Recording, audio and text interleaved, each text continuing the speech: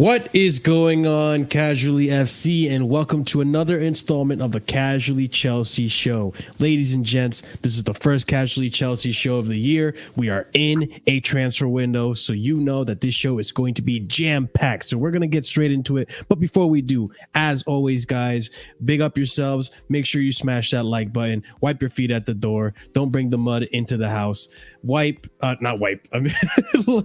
the like button. Like the white button. Go ahead and do that. Be sure to also subscribe. We are 10 away from hitting that 2.4 mark. So if we can hit that, we're going to be well and healthily on our way to 3K. So help us out by doing that already. If you haven't done so, please. Thank you. I appreciate it. Smash the bell notifications so you are notified whenever we do go live. We have these shows. Be sure to check out the links in the description below for all other types of content. Leave a comment. Let us know your thoughts on everything we're going to be discussing today. Like I said, it is a jam-packed show, so we have a lot to discuss, and we're going to get through it. And as always, big up to the members. Check out the memberships. 4 tiers starting at 99p. Really appreciate all of you who have checked out the membership, and big up to the panel that we have here: Oliver, Real Chris, Scott, and me, myself, your host, Marshalldbdx. All right, I'm doing so well. You know what? I even forgot to start my marker, so let's just go ahead and get that going. So, all right. First thing is first, Chelsea have raised the ticket prices, or potentially are going to raise ticket prices at Stamford Bridge. So let's discuss. First tweet we have here: Chelsea are expected to increase ticket prices next season. No firm decision has been made amid an outgoing consultation process, but dialogue in a series of meetings has left supporters expecting price rises. I mean, Scott, do you go to the games? I think you do, right? I haven't been to a game. I wish Ahmed was here. I haven't been to a game since... When was the last home game I went to? Sorry, I think was the last home game I went to. Oh, actually, long time ago. Wow. My last game was actually under Surrey too, man. That's actually the same. I went last season, Champions League. Salzburg 1-1. Oh, there you go. So, I mean, right. I guess this is more so for you guys that have been to the stadium. I mean, is this annoying? Was this expected? More so, is this something as a result of just not having that big enough stadium where we have to start charging more higher prices for this limited amount of seats that we have? Yeah, basically, I think that's... Go on. Is that crazy cheap? I don't know, ED. Maybe I don't know. Like I don't know what ticket prices are, like season tickets. I'm not up to like that. I don't have the knowledge of that. Like, but yeah, like this it sucks, but it kind of makes sense because like we obviously need to get revenue somehow. Obviously, match day revenue is in the grand scheme of things is really small in terms of how much you actually make from like not even just ticket sales, but like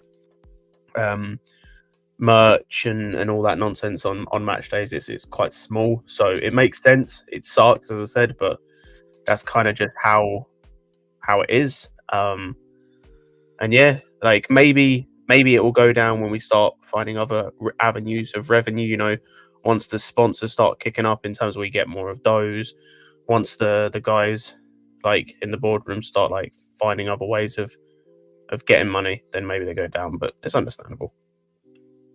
Yeah, I mean, go ahead, Chris. Oh, yeah. Like, to me, it just actually makes sense. Like, we have, like, one of the smaller stadiums, and we was charging, like, one of the smallest amount compared to a lot of clubs in the Premier League.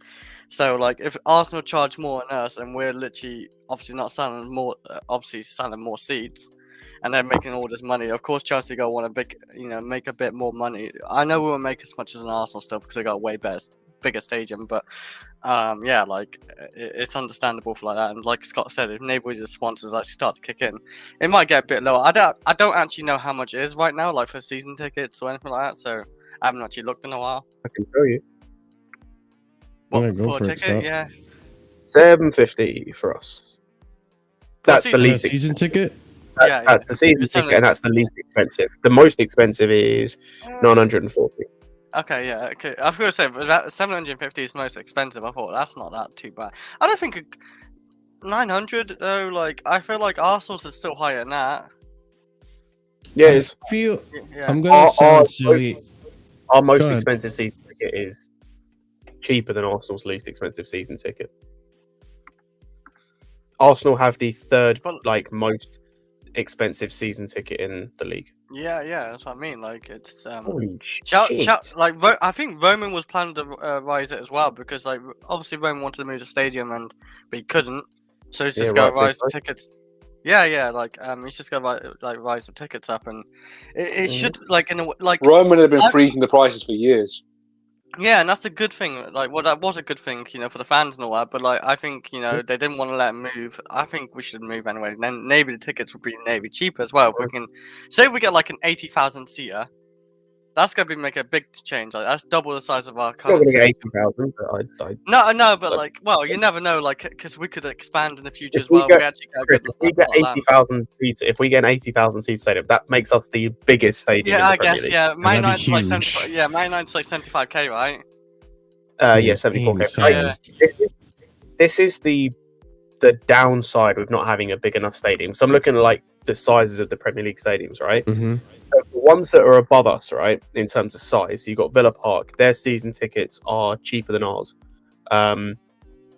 in terms of like the range. So if you look at like the least expensive season ticket you can get, theirs is £140 less than ours. You look at Newcastle, theirs is £300 less than ours. Like the only exception to the rule pretty much is Arsenal and Tottenham. Like outside of those two teams, every team that's above us, in terms of stadium capacity, their cheapest season ticket that they can get is way cheaper than ours. But I feel like 700 is a pretty decent deal. Because let me, if I'm not mistaken, it's decent. I just want to see if I understand this. If you have a season ticket, that means you can go to every single home game in the Premier League, I'm assuming. Yeah, and you get. So that means as far as you get every home game in the Premier League. Right? No. 20 games, 20 home games, right? No, 18, 19, whatever it is. Yeah, 19. You get every like, what's it called? Every home game in the Premier League. I think you also get like cup games. I think maybe like FA Cup games, and then you get like reduced prices. I think on so that's a lot of of games for. And then Champions League games, I think you get as well, like reduced price or something. Like you do get more than just the Premier League, like home. That actually seems pretty worth it. Now that I think about it, so maybe a price range kind of reflects more so the value you get out of it than it is like, I guess, the capacity. I mean, I'm sure if we had a bigger capacity stadium, the prices would be a more value, more bang for your buck. But I'm pretty sure those premium seats would still cost you an arm and a leg. Oh yeah. At least that's how I would assume. I don't know. This stadium's just doomed, man, because we just can't really. What's the biggest we can get the stadium to? Like 55k? What if we stay in our current position? Yes, 55. If we stay where we are, that's the max we can ever go. So, which will be the shit ton of money. Sorry, what'd you say? It'll be the 6th biggest Premier League stadium. Will be at least we're top 6. 5,000 behind Anfield. Sorry, 5,000 behind the Emirates, and will only be about 1,600 ahead of the Etihad. And the Etihad are already planning on an extension, so then we'll be behind them as well. Yeah, like. We'll effectively drop 2 places. The thing is, that's still like a decent sized stadium, but for the future, like he said, it costs a crazy amount. I think it's like around $1 billion just to upgrade it by a little bit. It's crazy amount of money just to upgrade it by like 10k seats, basically. So, and then in the future, we can't even upgrade after that anyway. So it's like we're stuck for that forever. Yep. It's just shit. That is like just to do that. I don't think you're going to be able to build an 80k stadium in London. That'd be kind of insane. I mean, technically speaking, you can because it's Wembley, but like, there's not much point to. Yeah. I would want to just. Well, again, I can't speak too much on it because I'm not a local. But if I were in Boli's position, I would think, or Egbali, I should say, Egbali's position, I would probably just want to move it to a different area so you can have a much bigger stadium, much more modern.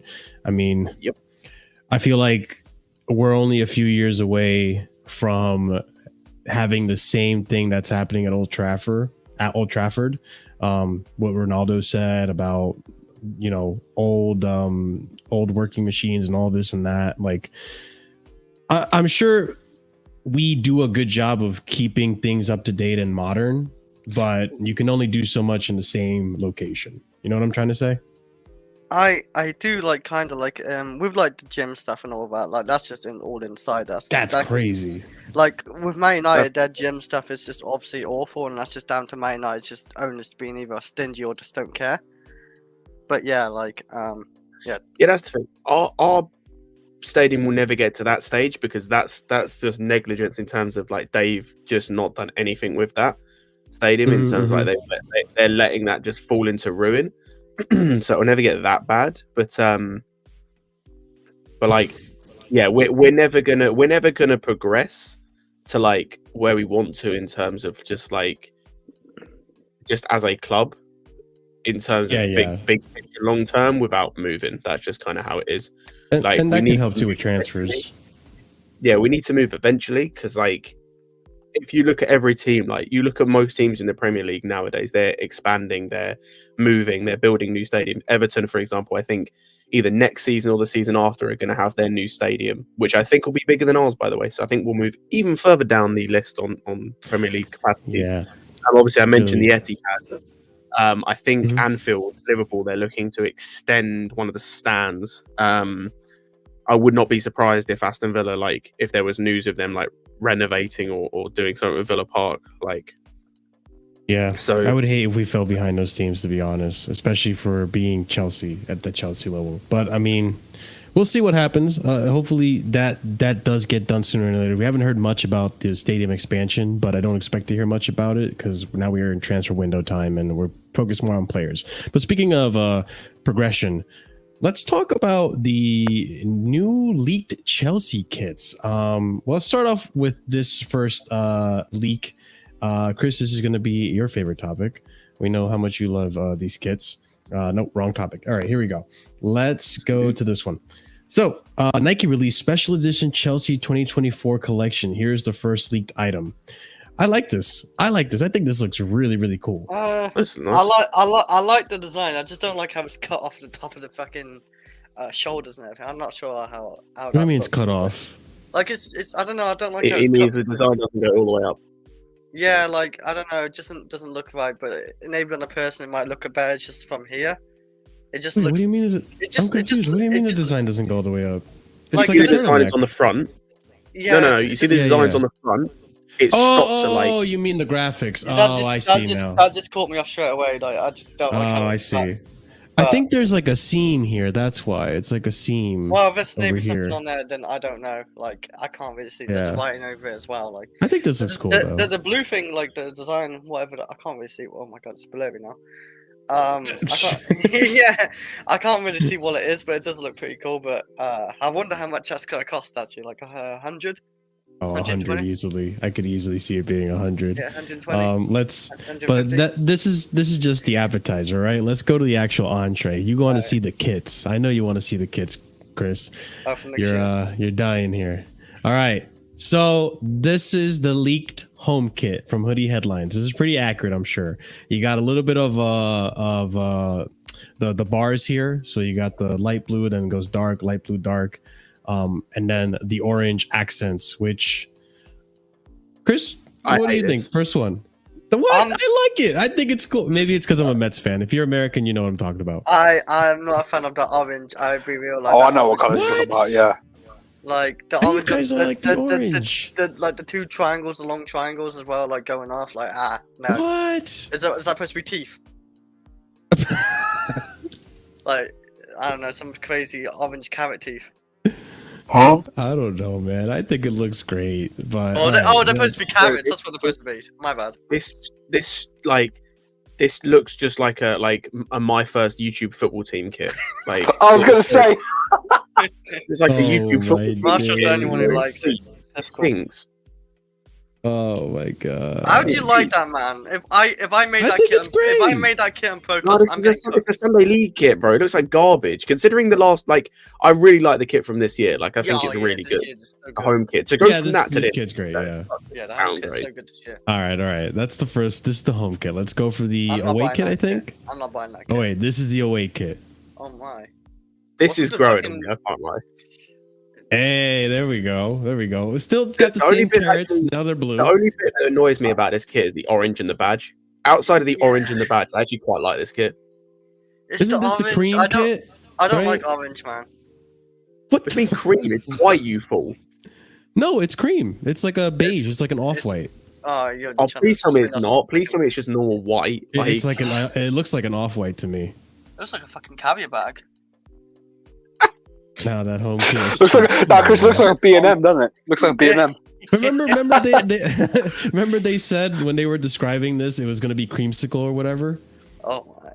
Oh, I I like remember that. Ooh, I like. Okay, you say I hate orange. I like the Nike part, like the blue and orange. I think that's okay, navy. Yeah, like I like all of this apart from the orange and the badge. The orange and blue and the badge. yeah, is the horrible. badge is horrible. What the That's fuck is horrible. But I do actually like the rest of the that? kit. It's Actually, not my yeah, the favorite badge I'm kit. not a fan of. You're right.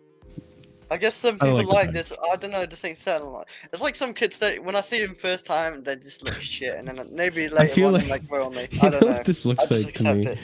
This looks like to me like when if there was an orange creamsicle flavored cheesecake and you sliced into it, this was I feel like what Ah. the inside would look like. So you're saying we're gonna be walking cheesecakes? Yeah, there you go. Let's go to the third kit. Chris, I think this is the one that you were the most worried about. Now let me see what you think.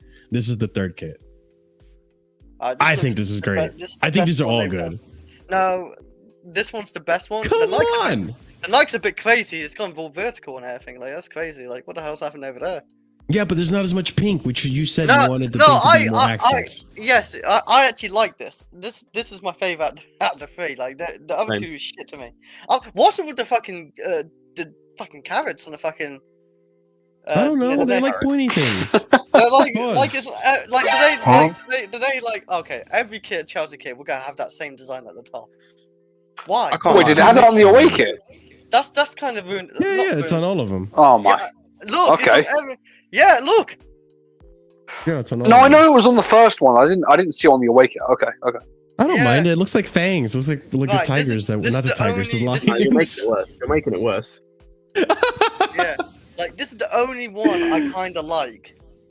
The others are I don't know. the other Are we two about me to- is, like actually in the bin. I wouldn't. Well, I wouldn't. Buy Yeah, them. that is a bit weird. I can't lie. I hope it's not like the Nike isn't vertical. It's just normal.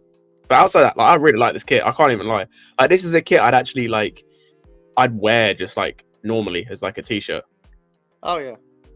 Listen, I feel like everyone's always such a critic. And not you guys, but like I'm seeing all of you guys in the chat just saying bad, awful. You guys like none of the The kits. two kids. I like 'Cause I no one like likes the 3 kits Nike. this season. I like the 3 kits this season. I like the 3 kits for this season too. Oh, I yeah. don't know. I Yeah, don't know. I don't three- think they're that bad, Really guys. good. But yeah, I like the kits from this season.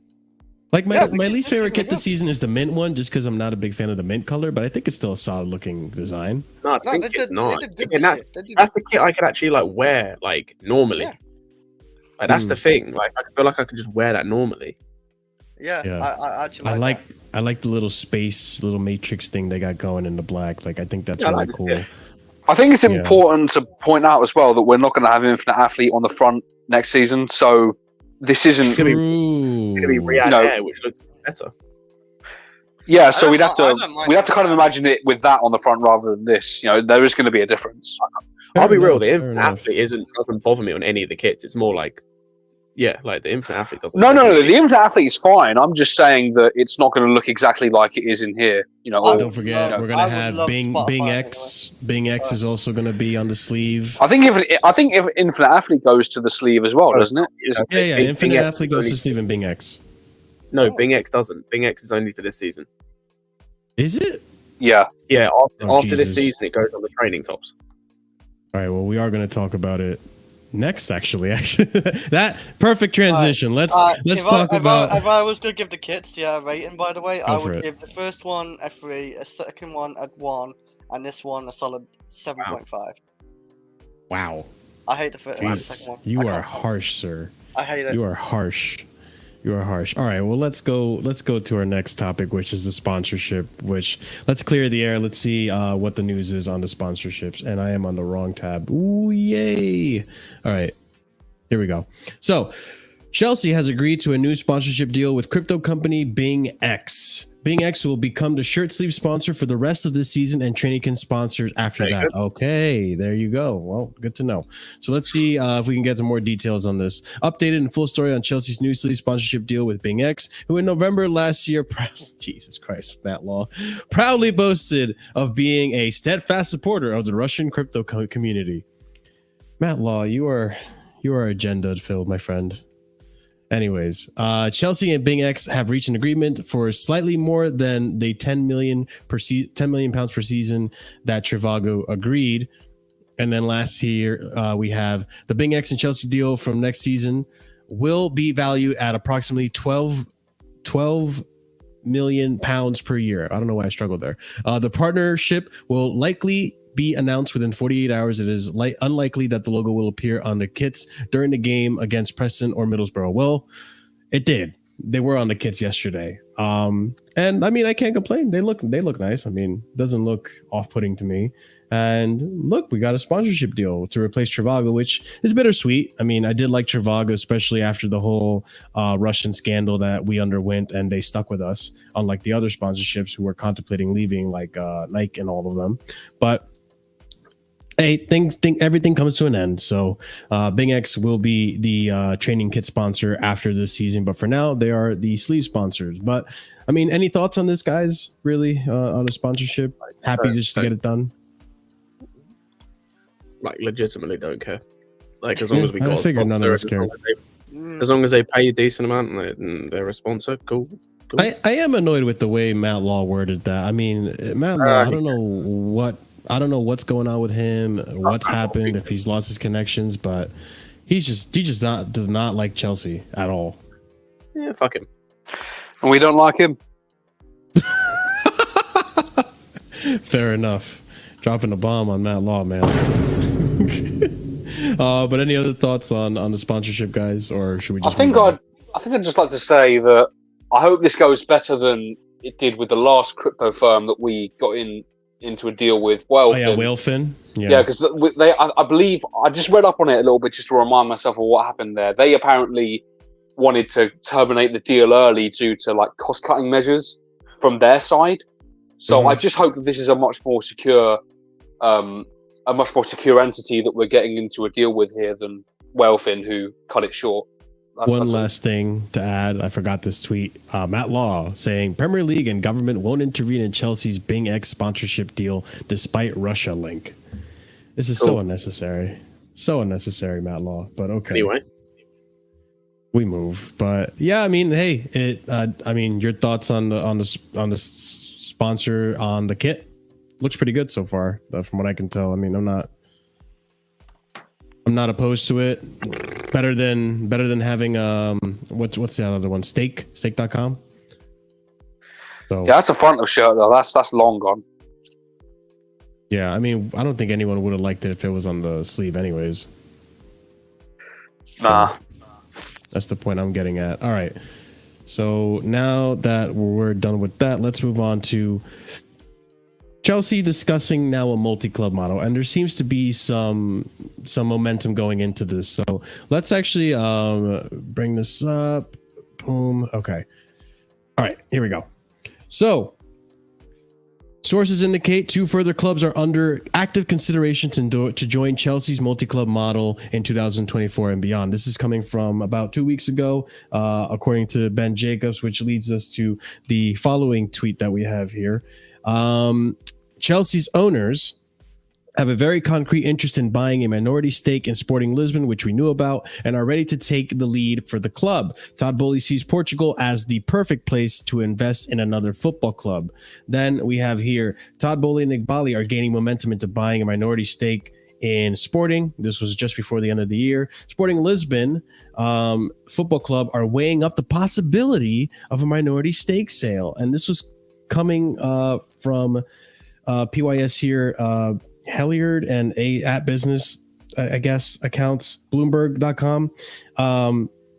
January 5th, 2 days ago. So this is the most recent on the whole Lisbon situation. Moving on, Chelsea's owner, Blueco, have had further talks and want to add clubs in Portugal, Belgium, South America to the multi-club group. Moving on to the South American aspect of that, Chelsea leaders are looking into Argentinian clubs as part of a multi-club model. Banfield, Newell's Old Boys, Racing Club, Lanús, Estudiantes FC, Boca Juniors. I know three of those clubs. I don't know the other one. Boca Juniors would be a really amazing acquisition. All of those would be excellent. That's fantastic. Like all of those. Yeah, I don't know these other ones. Is best for like player. I know Racing. I know Estudiantes and Boca Juniors. Estudiantes was where Juan Verón came from. Boca Juniors, yes. You probably know Boca Juniors, and Racing. Racing is a top Argentinian club. I just don't remember what players came over there. Racing club. Didn't Enzo come from Racing? No, he came from River Plate. He was, yeah, and the club he went on loan to is listed. But yeah, there's some nice clubs here. Who's produced a couple of players as well. Nice list. Newell's Old Boys, Messi's old club, in there. Like they produce like really good players. Yeah. So yeah, any of these, but also Argentina is a hotbed. Like I think there's another one here. Real quick, more fantastic. So I think these are all the same clubs. There has been no direct conversations with clubs yet. Chelsea are mindful of the public backlash against the decree and respect the culture of fan-owned clubs. Are these all fan-owned? Are they Argentinian clubs? I have no idea. Don't know. Yeah, that's interesting. Okay, let's get. Oh wait, no, we're not. We're not continuing on. But this is going to be something we discuss. But anyways, yes. So Sporting Lisbon looking like it's getting closer, and then we also have. Apparently, we are interested in a Belgian club, and now we have interest in an Argentinian club, which is kind of interesting because there was talks about a Brazilian club earlier in the season, but now it looks like it's changed to more of an Argentinian one. So we'll see. I mean, these are good clubs, and I just what I don't like, Scott, is that we're acquiring all these young players before we have the clubs to put them in, and we're wasting our transfers and loans for Chelsea instead of acquiring these players through those clubs that we're trying to acquire. You know what I'm trying to say?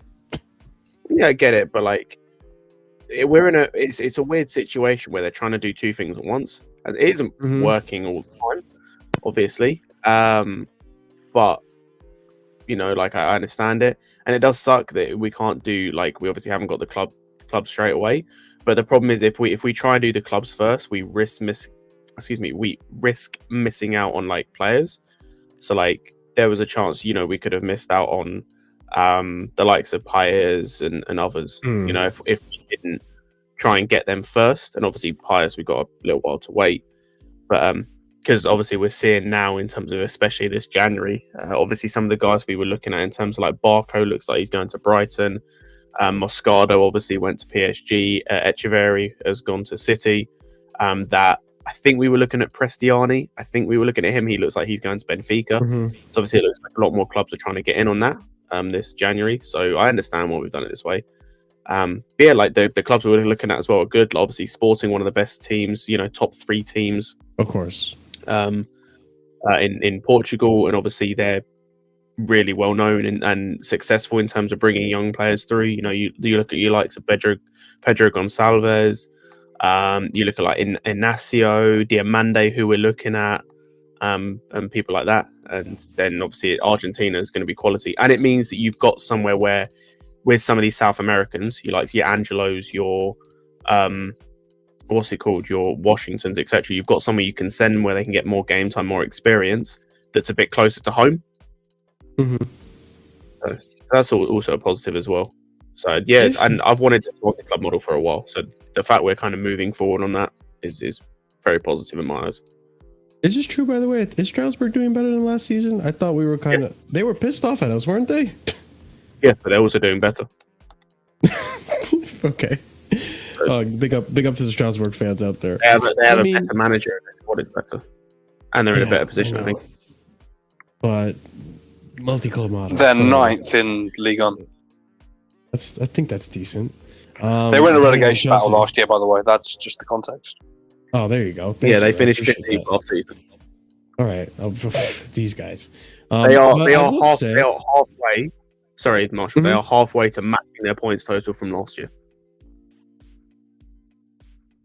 Good. I hope they keep doing it then, and these guys can stop complaining about the ownership. But going on to the ownership, by the way, I will say this: if Blue Co were to acquire, I mean, outside of Boca Juniors and maybe Estudiantes, if Blue Co were to acquire any of these Argentinian clubs that we see in front of us, and big up Ahmed, he's here. I would say they're going to be very, very competitive now in that league. In the what's the Argentinian league called? I forgot what it was called. The Primera Division. Yeah, there you go. Thank you, Scott. So yeah, with that injection of money, they're bound to be very, very competitive. But I mean, anyone else want to add on to this before we move on? You know, they're not buying Go for any it, of these my clubs. They're not going to buy any of these clubs. I'm just going to let you know right now. Why are you saying that? The situation in Argentina is a bit too People agree with volatile. I think the situation in Argentina is quite volatile. So I don't think you can expect it to be happening in the short term at all. Maybe even medium term, I would say. So I wouldn't. Is there something particularly happening in Argentina that you're referring to? What are you referring to? Because obviously they've made a lot of these nationalized companies like available to be bought out by private companies, because that was not the case in Argentina previously. There's been a lot of kind of backlash. There's a lot of political stuff that's going on in the background to stop it from taking place. So I wouldn't expect any sale to go through in like the short to medium term, literally.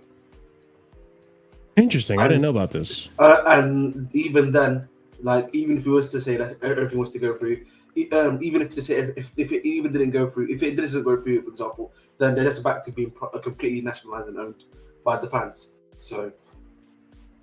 Oh, so that's what they were referring to in that tweet. Yeah. Okay, I see now. So again, when it comes to Argentina or even the South American market, I feel like it's very hard to get like a club unless it's maybe Brazilian, maybe that's pretty much it. Maybe there's other South American leagues like Ecuador, for example. Ecuador is obviously a good one, but that's pretty much. I don't think you're not going to be able to get that one. I feel like that's very low chance. Not soon, at least. Yeah, very low chance. The problem you've got with Ecuador is, like, we'd basically have to buy or get stakes in Independiente del Valle. Like, outside of that, you've got them and maybe Quito, like LDU Quito. Like, outside of those two clubs, there's like those are the biggest in terms of the youngsters. Like, you'd have to go and get one of those two. It's like that's what City did in Uruguay. They basically went to Uruguay and they didn't get the biggest because you got Peñarol, but they got Torque, which I think are one of the biggest. Yeah, that's the best option, because like I feel like if you go to like a club in Brazil, it's just going to cost you too much money, in my opinion. The thing is with Brazil though is that there's far more options, and that's the thing with Argentina. There's far more options. Like whether you go for like a Botafogo or a Vasco da Gama or a Flamengo or a Fluminense, like there's far more options. But do you not think that's going to cost you more though? I feel like the club are trying to go for like a club. Well, it may not cost them that much like how much Transfer already cost them, if I'm not mistaken, 94 million, which is kind of extraordinary when you think about this. This is a League One team which is currently sitting in the mid-table. So that's what I'm saying to you. Like, the problem we've got though is if we're trying to follow the City model, which is I think what we're trying to do, you're going to have to go and get these type of teams, because you need to have teams of varying levels.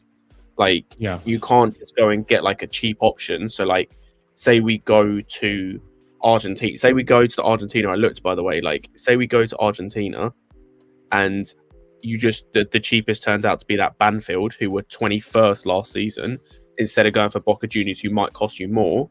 That's cool and all, but that might limit the game, like the playing level and like the opportunity in terms of the players they're going to bring through, in terms of their youth system. And I think that's what you got to compare. Like with City, obviously they've got Torque, but they've also then got like NYCFC and kind of teams around that level. But then they've got the teams like Girona and Troyes and teams like that. So let me ask you boys something though. Like, I know we're talking about, the value in buying these clubs, right? Depending on how these laws and what's going on in Argentina get settled, can't the owners do what they're trying to do with Sporting Lisbon and buy at least like a majority stake? So they don't have to buy the whole entire club, but they buy a percentage that is enough for them to have control of what happens in operations and stuff. Isn't that like a more viable, affordable option for them? That's what they do. That's what the Man City did anyway. Man City doesn't own every single club. They only own they own a percentage in different clubs. So like for example, Girona currently, I think they own 51% of Girona, but they're willing to obviously decrease to 49%.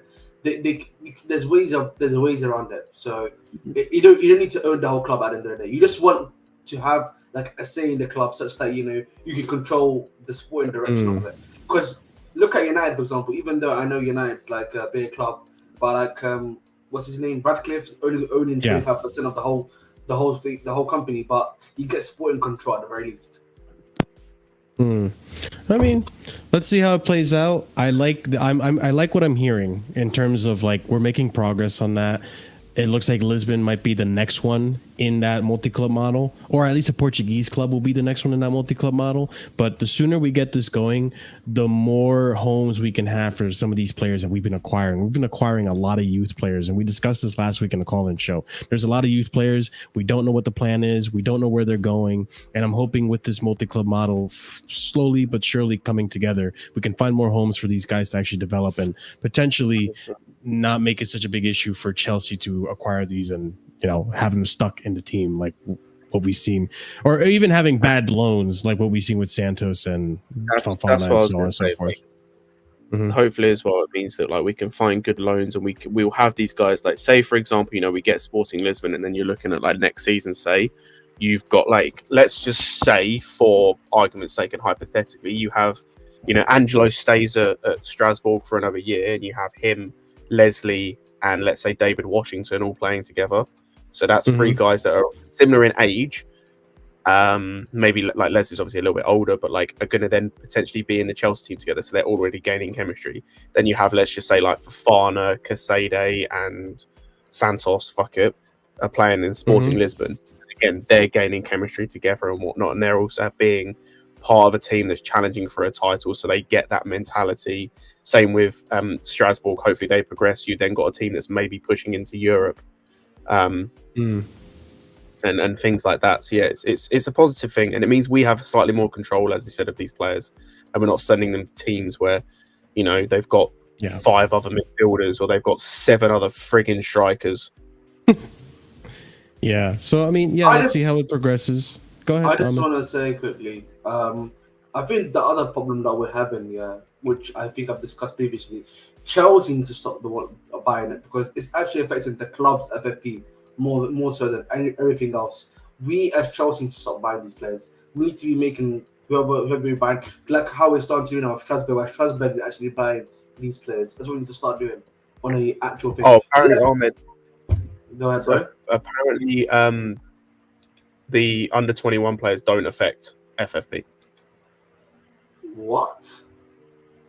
We'll actually get onto that because that is part of the topics that we're going to be discussing. So do put a pin on that for me, Ahmed, and we'll come back to this. I didn't know that. Talking about FFP. I didn't know that until I think Joey said on one of Lewis' streams. I said on Lewis' streams that apparently it doesn't like under 21 players don't affect FFP. So that's why we can afford. That's why we can afford to like do like the Estevao deal, like that 60 million thing and things like that. It doesn't affect FFP. It's only the over 21. That's kind of crazy. That's kind of a crazy loophole. Like you just like look at all these young talents. Minerals, bruv. Yeah, we know what to do. Our owners, man. I guess there is a plan, but no, they're not stupid. They're not stupid people. They're these like billionaire businessmen for a reason. They're not stupid people. But what about another note, Scott? I'll say on another note, like I do agree with Ahmed in a sense, but like for a different reason in terms of with some of these players, like the development. Not even just that in terms of like, obviously if Chelsea try and buy a certain player, like for us, if we're trying to buy like an Estevao, right, it's gonna like cost us a lot more than if a Strasbourg tries to buy him, just because it's the Premier League, it's Chelsea, it's the name. So it's like hopefully some of these players like say we try to go and sign an Estevao, an Echeverri, a Prestiani in the future, it's going to like instead of it costing us 40 million, it's only going to cost us like 18. Like that Prestiani kid is moving to Benfica for like 13 to 18 million. But if that's Chelsea, it's going to cost us 40 million. So like it will save us money in certain guys as well. Yeah, I feel you. Okay, let's actually move on to the next topic, and let's bang these out because these are a little bit of the smaller topics. But let's start off with this little bit of news: Kepa potentially returning. Well, I know he was going to return, but he might stay after he returns. So let's bring this up real quick. Apparently, Kepa Arrizabalaga situation could be problematic. He has not exactly boosted his value since Courtois' injury, and questions were already being raised about his aerial ability before a groin injury last month. Ancelotti has also preferred to play Andre Lunin at times, according to Liam Toomey. I do believe we were aware that he was already benched by Lunin quite a few times this season. So as much as Kepa's happy about his loan and wanting to stay at Real Madrid, it's not really worked out now, has it? Kind of sort of coming, to be honest. Like they're legit. Like they have Courtois as a backup, and they don't really need Kepa when you can literally have like some other keeper who's gonna be less money. Like the other keepers are obviously doing probably better than him at the minute as well. Like is he the Ukrainian keeper, right? But not first choice, if I'm right. He's Ukraine's third choice goalkeeper. Yeah, like that's not just if you're getting like outplayed by a keeper who's a third choice for Ukraine, you got no hope as a player really.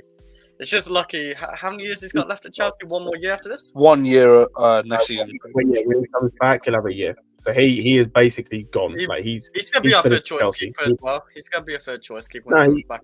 Not even that. Even if he comes back like that next summer. Even if he's first choice, for him to stay in this team, he has to agree a new deal, which I don't think the club is going to want to do. Because I think if the club was going to renew a deal with him, he'd have to take a big pay cut on his wages, which I doubt he'd want to do. So if he doesn't sign a new deal, then he's gone. Yeah, 150k from this. Why? Yeah, I guess he's finessed that as well, and so wow. Hopefully he's gone next season, eh? He will be. He's done at Chelsea. Him, Ziyech, Lukaku, all these men, they're done.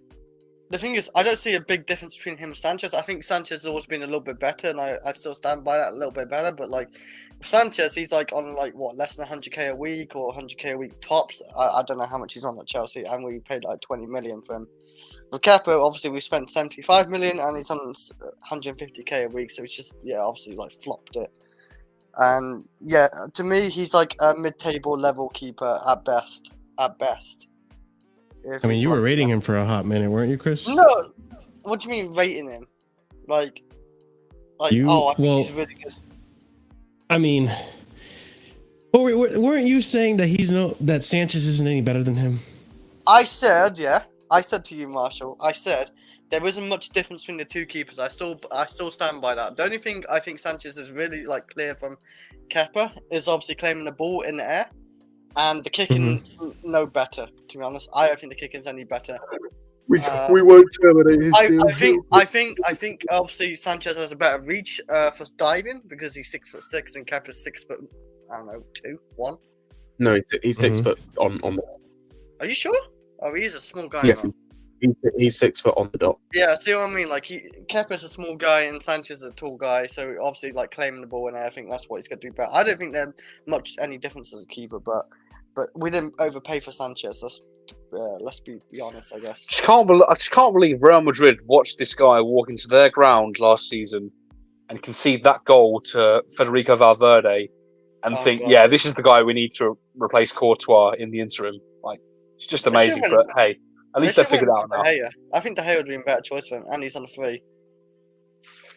Whatever, man. No, horrible. But no, I mean, Oliver, that just speaks volumes as to, I guess, they wanted a cheap option, which I don't even know if Kepa would have been a cheap option. Yeah, it doesn't make sense. I can't wrap my head around it, to be honest. I mean, as a loan, it's cheap, but if you're going to then play... If you're picking up his wages, he's on high wages. For okay, Well, I don't even know if they're paying all the wages. I can't remember think what they the are. structure of the deal is, but if they're then just going to end up playing their original number 2 goalkeeper anyway, because Lunin was the number 2 behind Courtois, then what was the point in this in the first place from their point of view? Like, it just amazes me. But hey, listen, at least he's not here for now. You know. All right. Well, yeah. For now, we're gonna have to come back to this at the end of the season, and hopefully, when we do come back to it, it's that Real Madrid decided, hey, we're gonna buy him, or we found another club for him. I got something They're to not say. buying. I was gonna say he comes back to the club, man. He's technically be here for 7 years under contract for Chelsea. 7 long years. I can't. We actually gave him that prison contract, man, and he stayed for his prison contract. Yeah, it's very, very unfortunate, but what are you gonna do? Speaking of the goalkeeper situation and comparisons, That's true, man.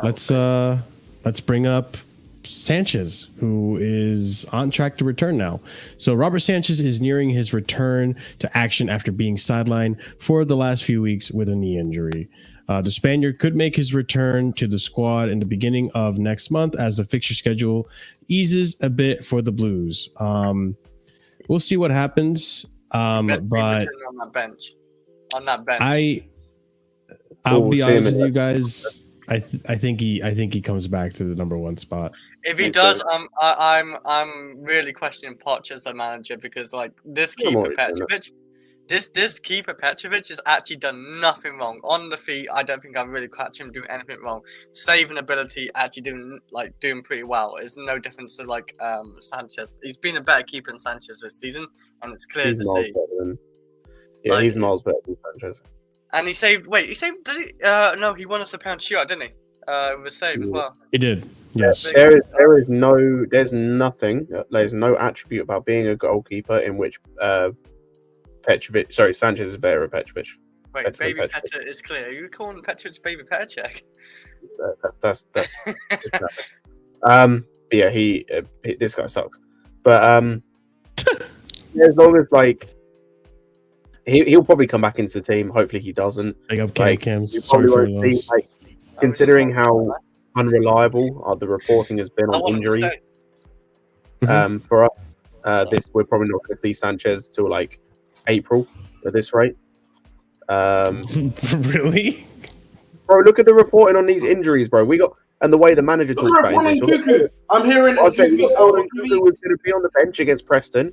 He wasn't on the bench. He wasn't in the squad. He's injured for 3 weeks, and then he's not injured. He's going to be fit for Middlesbrough. In the space of 24 hours, we heard 3 different reports or 3 different things.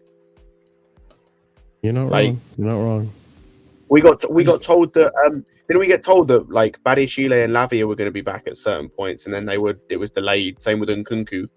Like We'll get to the injury crisis, but Speak it's up, such a and he's headache. training. It's such a headache. We'll see. But before we speak on Poch and his training, just to close out this segment, listen, I agree with you guys. I just He's got his hair, man. I like Petrovic. I think Petrovic should stay as the number 1. He gives me more confidence. His distribution too seems to be a lot better than Sanchez, from what I can tell. But I just think Poch is going to have this weird logic.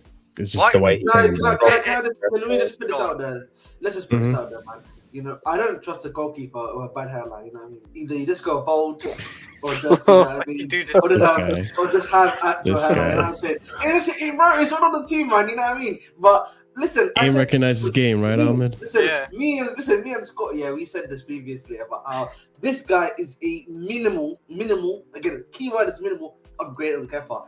Yeah, that's what I I've said. seen. Yeah, so like, listen, Petrovic, he looks like he's good enough. Let's just have him there, He's man. the You know what I future, mean? isn't he? He's the future for Chelsea Navy. I think, or if he continues on the way he's doing and he continues to improve, then yes, of course. But I would be Ahmed. Yeah, go on. And listen, man, the fact that we can already talk about what Poch's incompetent idea is going to be, it's just a shame. But hey, I don't get why Poch would actually just bench Petrovic, because Petrovic has done shown nothing but he is shown to be a bit. Chris, can I ask you a question, bro? Well, just because Sanchez is older or he has more experience in the Premier League, but Petrovic is shown more ability than Sanchez has shown this whole season. I bet you it's going to be because of experience. Chris, I've got a question for you. Why has Pochettino made Gallagher the heart of our team and the main part of his tactics? He's the minerals general, man. He runs everywhere. But you hear my point, right? You get the point that I'm trying to make, right, which is that, I know.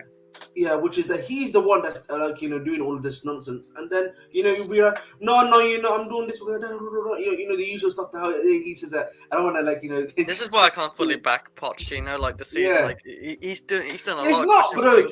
That's the reality. He's made him the heart of our team, which has meant the other two midfielders have had to literally, are dying for him. Essentially, the 220 million that he paid for, it's just dying because he sacrificed it all for one player.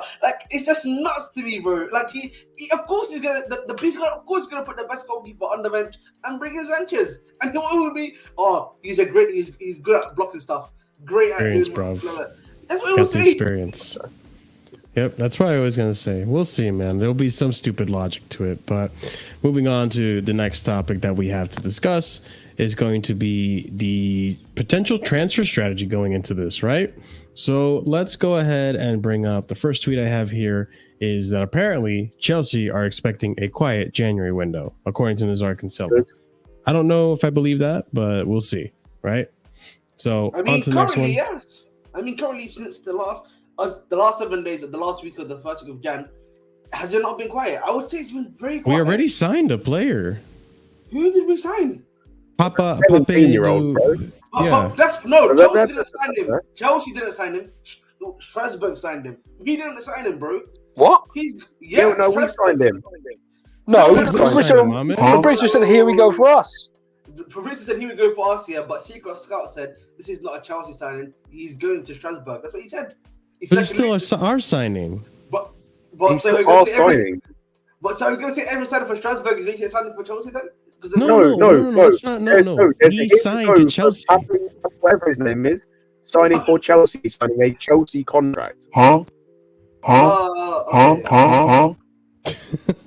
Ahmed?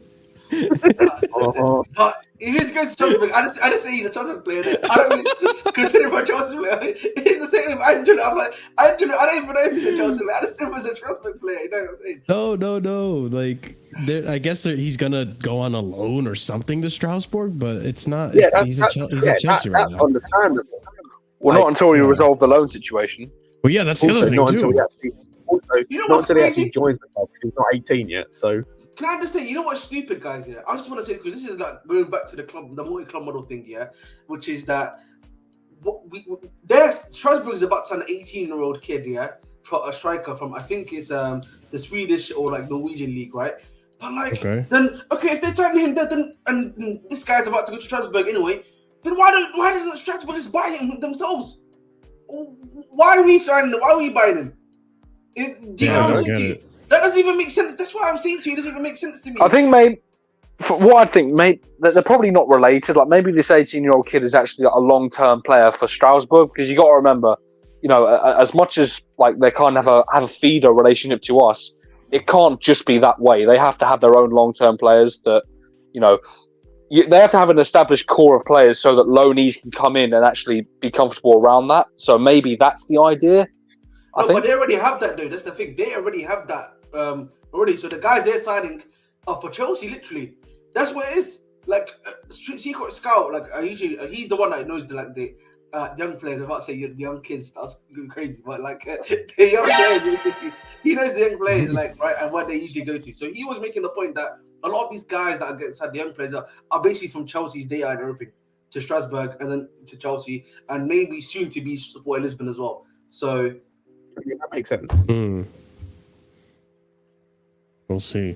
Let's continue on with this, by the way. So Chelsea may look at left backs that can give competition to Ben Chilwell. That's the wrong position for Ben Chilwell. Good. Can I speak? I'm going to speak on this one. Real quick. Let me just finish up and then we'll come back to it. Okay. Chelsea could decide to switch their transfer policy during the January window with an emphasis on loan moves instead of permanent signings, which, okay, we'll see. There are suggestions Todd Bowley and Begdadi Bali might not completely share the same vision for Chelsea's future, and with heavy spending and a failed piste? I don't know how to say that. Off-paced accounting policy yet to deliver success, a forthcoming power struggle is not an impossibility. Okay. I think it was meant to say off-paced. It should have been off-paced. Okay. Yeah.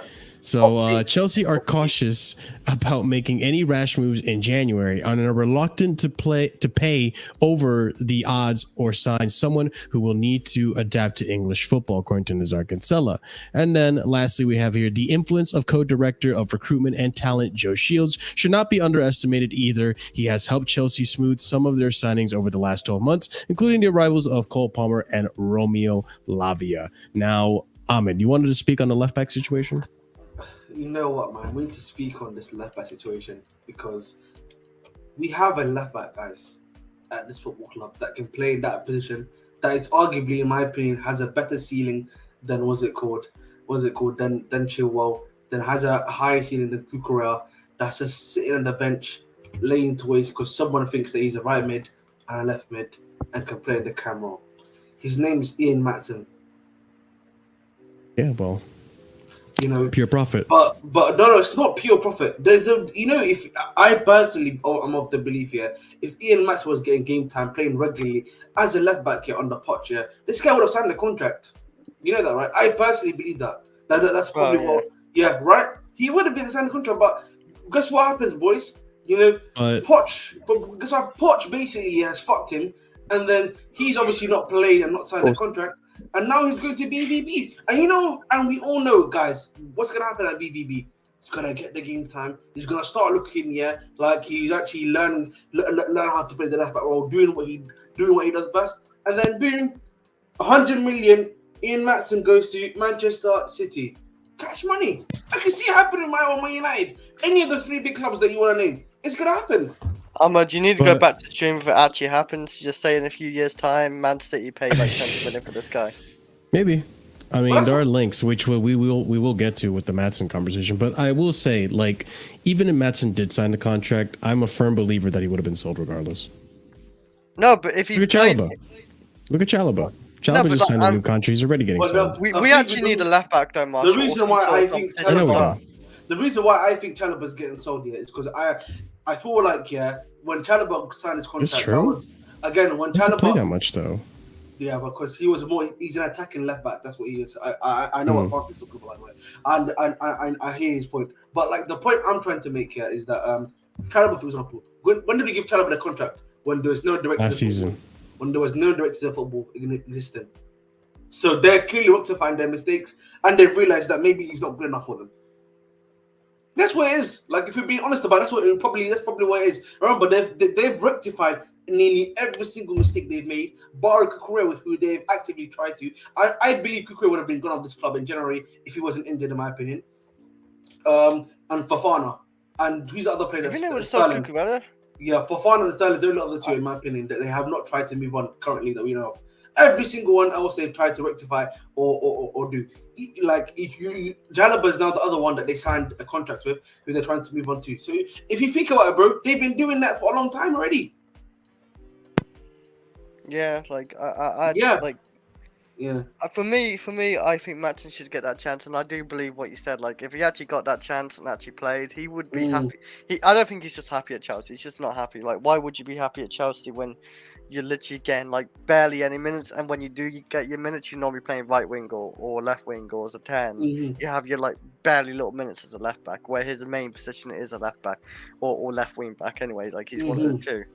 But yeah, like we have no left back and we still don't play him. So what's the point of him staying here? He needs to get better as a player and improve. So where's he going to do that? And you know what's crazy? Because a big Vic just moving. He's not even getting sold right now, right? He's getting just a loan for 6 months to BVB. So what happens if he balls out of BVB for 6 months and he's a left back? But then you have Poch that's still here. Wait. Wait. He balls out here at BVB for 6 months apparently. Yeah, it's 6 month loan because that's what it's up to. The stuff that's been coming out from BB is just going to be a straight loan for 6 months. If that is the case, yeah, and he balls out, yeah, and then he comes back, and the club like change their mind. They're like, we want to make sure this guy signs a contract for us, yeah, no matter what. But then Poch is like, I don't want him. You see what I mean? Then you hang on. Okay. Wait, 1 second. Just 1 second, guys. 1 second. Since we're already on the topic of Maatsen, I might as well just open up the topic on him. So I have some tweets on Maatsen. Let me just get myself set up. Okay. Maatsen To Dortmund. Let's read some tweets here. So, bear with me here. Oh, fuck, I did it wrong. All right, here we go. So, Manchester City are admirers of Ian Maatsen. Chelsea may still need some convincing to sell because Marco Cucurella is out for a few months. Ben Chilwell has injury issues. Burnley might make another attempt. Moving on to the next part of... Oh, God damn it. The next tweet we have here is... Bear with me because I was not prepared for this. Okay. Borussia Dortmund are in official talks with Chelsea over the transfer of Ian Maatsen. Then we have another tweet up here. Borussia Dortmund are in advanced talks with Ian Maatsen, having followed the Chelsea left back for a long time. His valuation is around 20 million euros, according to Sport Bild. Then here we have Chelsea are open to selling Ian Maatsen, but want 30 million pounds. 30 million pounds. Borussia Dortmund would prefer an initial loan deal, according to Nazar Kinsella. Going on, more news about Dortmund. Negotiations between Borussia Dortmund and Chelsea for Ian Maatsen are not at an advanced stage. This was as of January 2nd when the transfer window was open. Then, moving on, we have Ian Maatsen has told Chelsea he wants to leave and has agreed personal terms with Borussia Dortmund. Chelsea are still holding out for an obligation to buy, according to Patrick Berger, I guess a Sky reporter. Okay, so maybe this has some validity to it, but let's continue. Then, Chelsea want 31.5 million package they accepted from Burnley last summer to be matched if they sell Ian Maatsen to Borussia Dortmund. Talks progressing and payment structures being discussed, although Dortmund prefer a loan.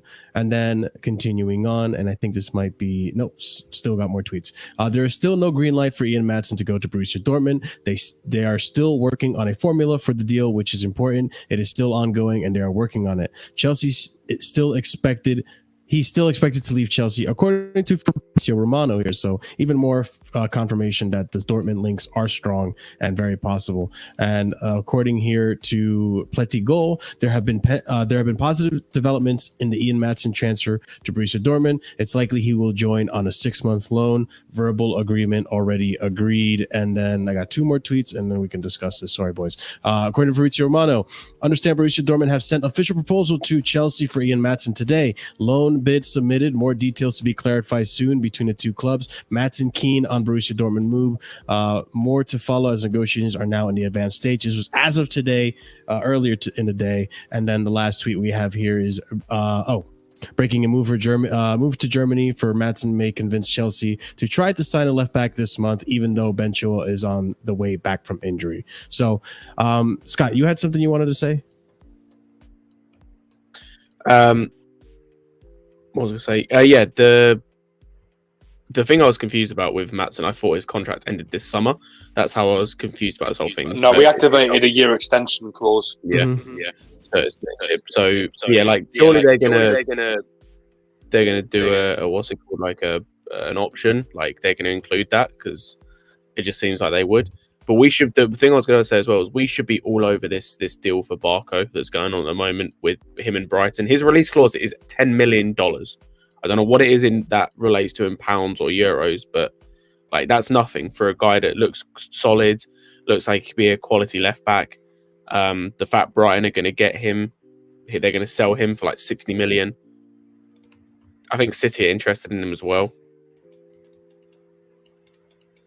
So yeah, like we should be. There were links to There were link. Oh, you're talking about another player, actually. Sorry, my apologies. Yeah, I haven't seen when I was looking into making the show earlier today. I have not seen any news in regards to finding another left back to replace Ian Maatsen. Not to replace Ian Maatsen, but to compete against Ben Chilwell. Which I'm trying to figure this one out, right? Because if we're looking for another left back and we want to get rid of Cucurella still, that means either Chilwell was not rated, or Colwell's not rated in that position. So I'm just wondering which is which. Like, who's going to get prioritised out of those two? Getting rid of Cucurella out of those two is terrible choice. That's probably what's going to happen. Though. Like, that's a terrible choice though. I know, bro. I know. I agree from a talent perspective, from a roles and what's it called, like a kind of sort of opposites perspective. Like for me, if I'm looking at the way I want to look at the team, if we're getting a left back in, I want the guy I bring in to offer me something different to the other guy. So say, for example, right, we're going to get a left back in. Say we go and get someone like a Davies, right? I don't think we will, but say we go and get a Davies. It makes sense for me, for my backup left back, to be slightly different to him, to offer a little bit different, which is Cucurella, because he's better defensively. So in games, if you wanted to, we've seen Poch do this season. If you wanted to switch to a 5 at the back in game to like try and shore up a lead, Cucurella into the left centre back, you know, and have Davies just as a wing back. That makes sense. It makes no sense having what like, say you have Davies and you have Chilwell there. What the fuck is Chilwell doing? What's he gonna do? Come in to play the same way, just worse? Plus, Yeah. like what's the point? Like, you had an ACL injury, right? So I don't know what Chilwell will go get. Well, no, it wasn't. I just personally, I just, you know, I don't know, man. You know, we're now going to be light at left back if the Maatson thing, which is most likely going to go through now.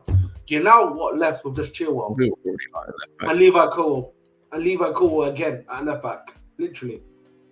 And you know, in the way Poch plays, he's going to make sure Chilwell gets played every single game.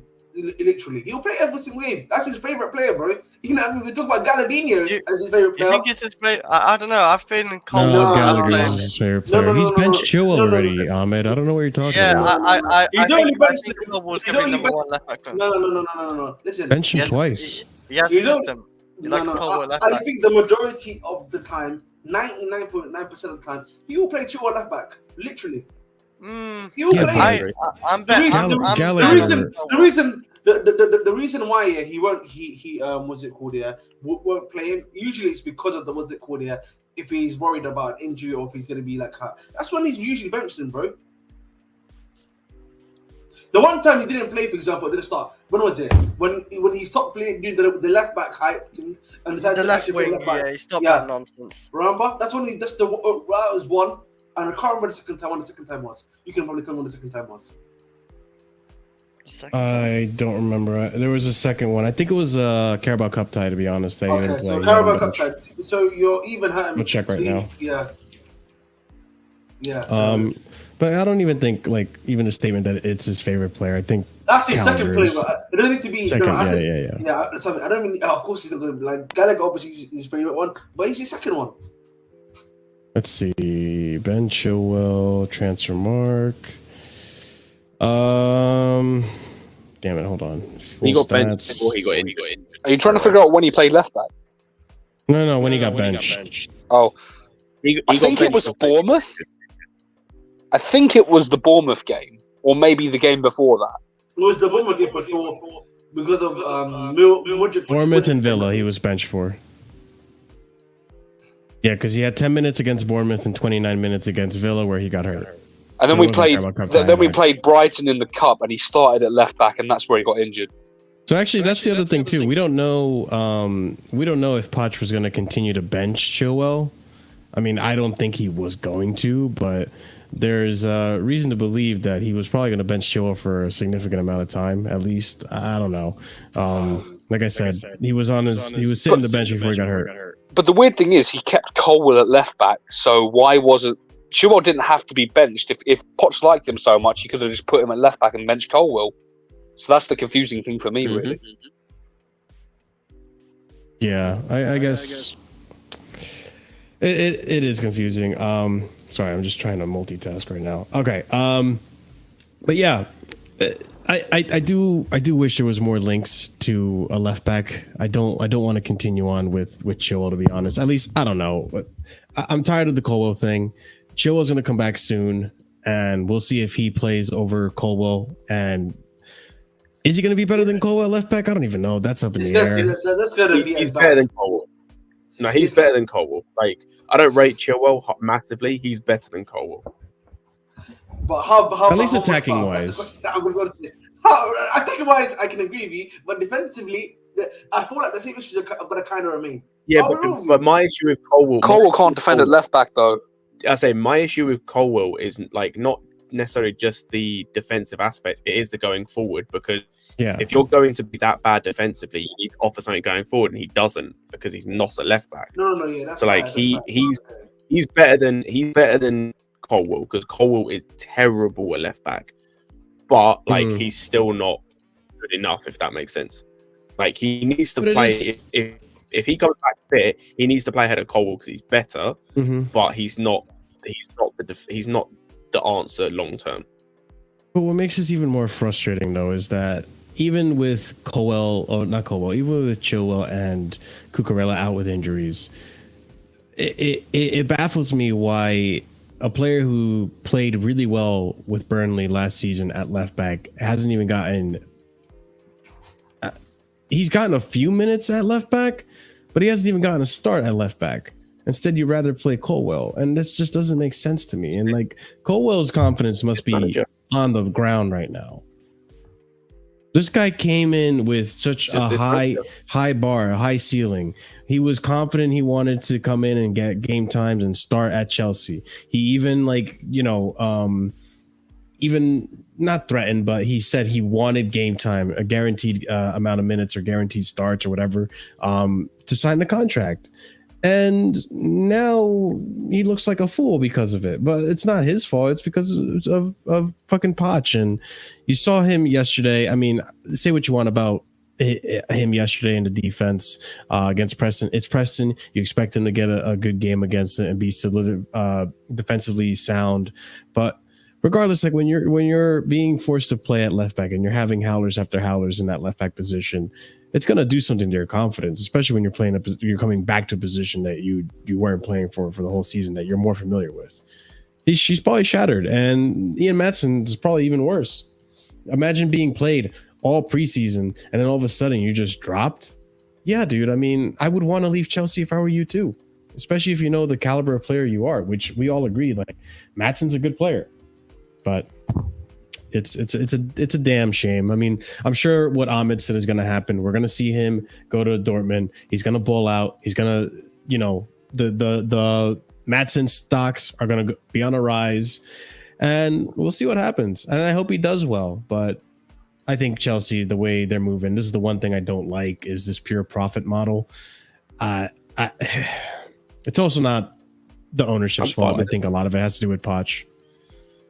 But there's good players, though. Like, I wish we can keep good players, but we can't keep these good players if they're not playing. Like, there's no point in keeping them. I don't think the pure profit thing is like, yes, I want to keep good players, but like the pure profit thing and the Maatson sale are not the same thing.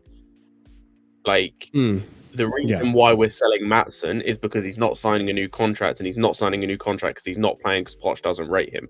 That's why. Yeah. Like if he was playing, he'd have signed a new contract. That's the thing. That's where it's different. Like, the pure profit thing is because of like players that aren't good enough to play, that like and shouldn't be here long term. We need to sell them because we need, like, they're going to raise the most money, and also they're not like going to be here long term. Like, notice how the pure profit thing has never come up in regards to, like, Colwell, because they want him to stay. They want him to stay and they want to use him. It's come up with Gallagher, though, because he's garbage and he's not good enough, and we have better players than him in his position. Like, when everyone's fit, he's like 5th choice, 4th choice midfielder. And then you look at Santos, and they believe he has like a high upside. You look at Casade, and I think they see something good in him, or he may be someone that gets sold. Obviously, they bought Ugochukwu. Like, I think there's plans to go and buy, or we've looked at, I should say. Reports are Palhinha we've looked at. Like, that's the thing. This pure profit thing isn't. I don't think it's linked to Maatson. I mean, in a sense, it's kind of like Poch is forcing the owners to sell this player.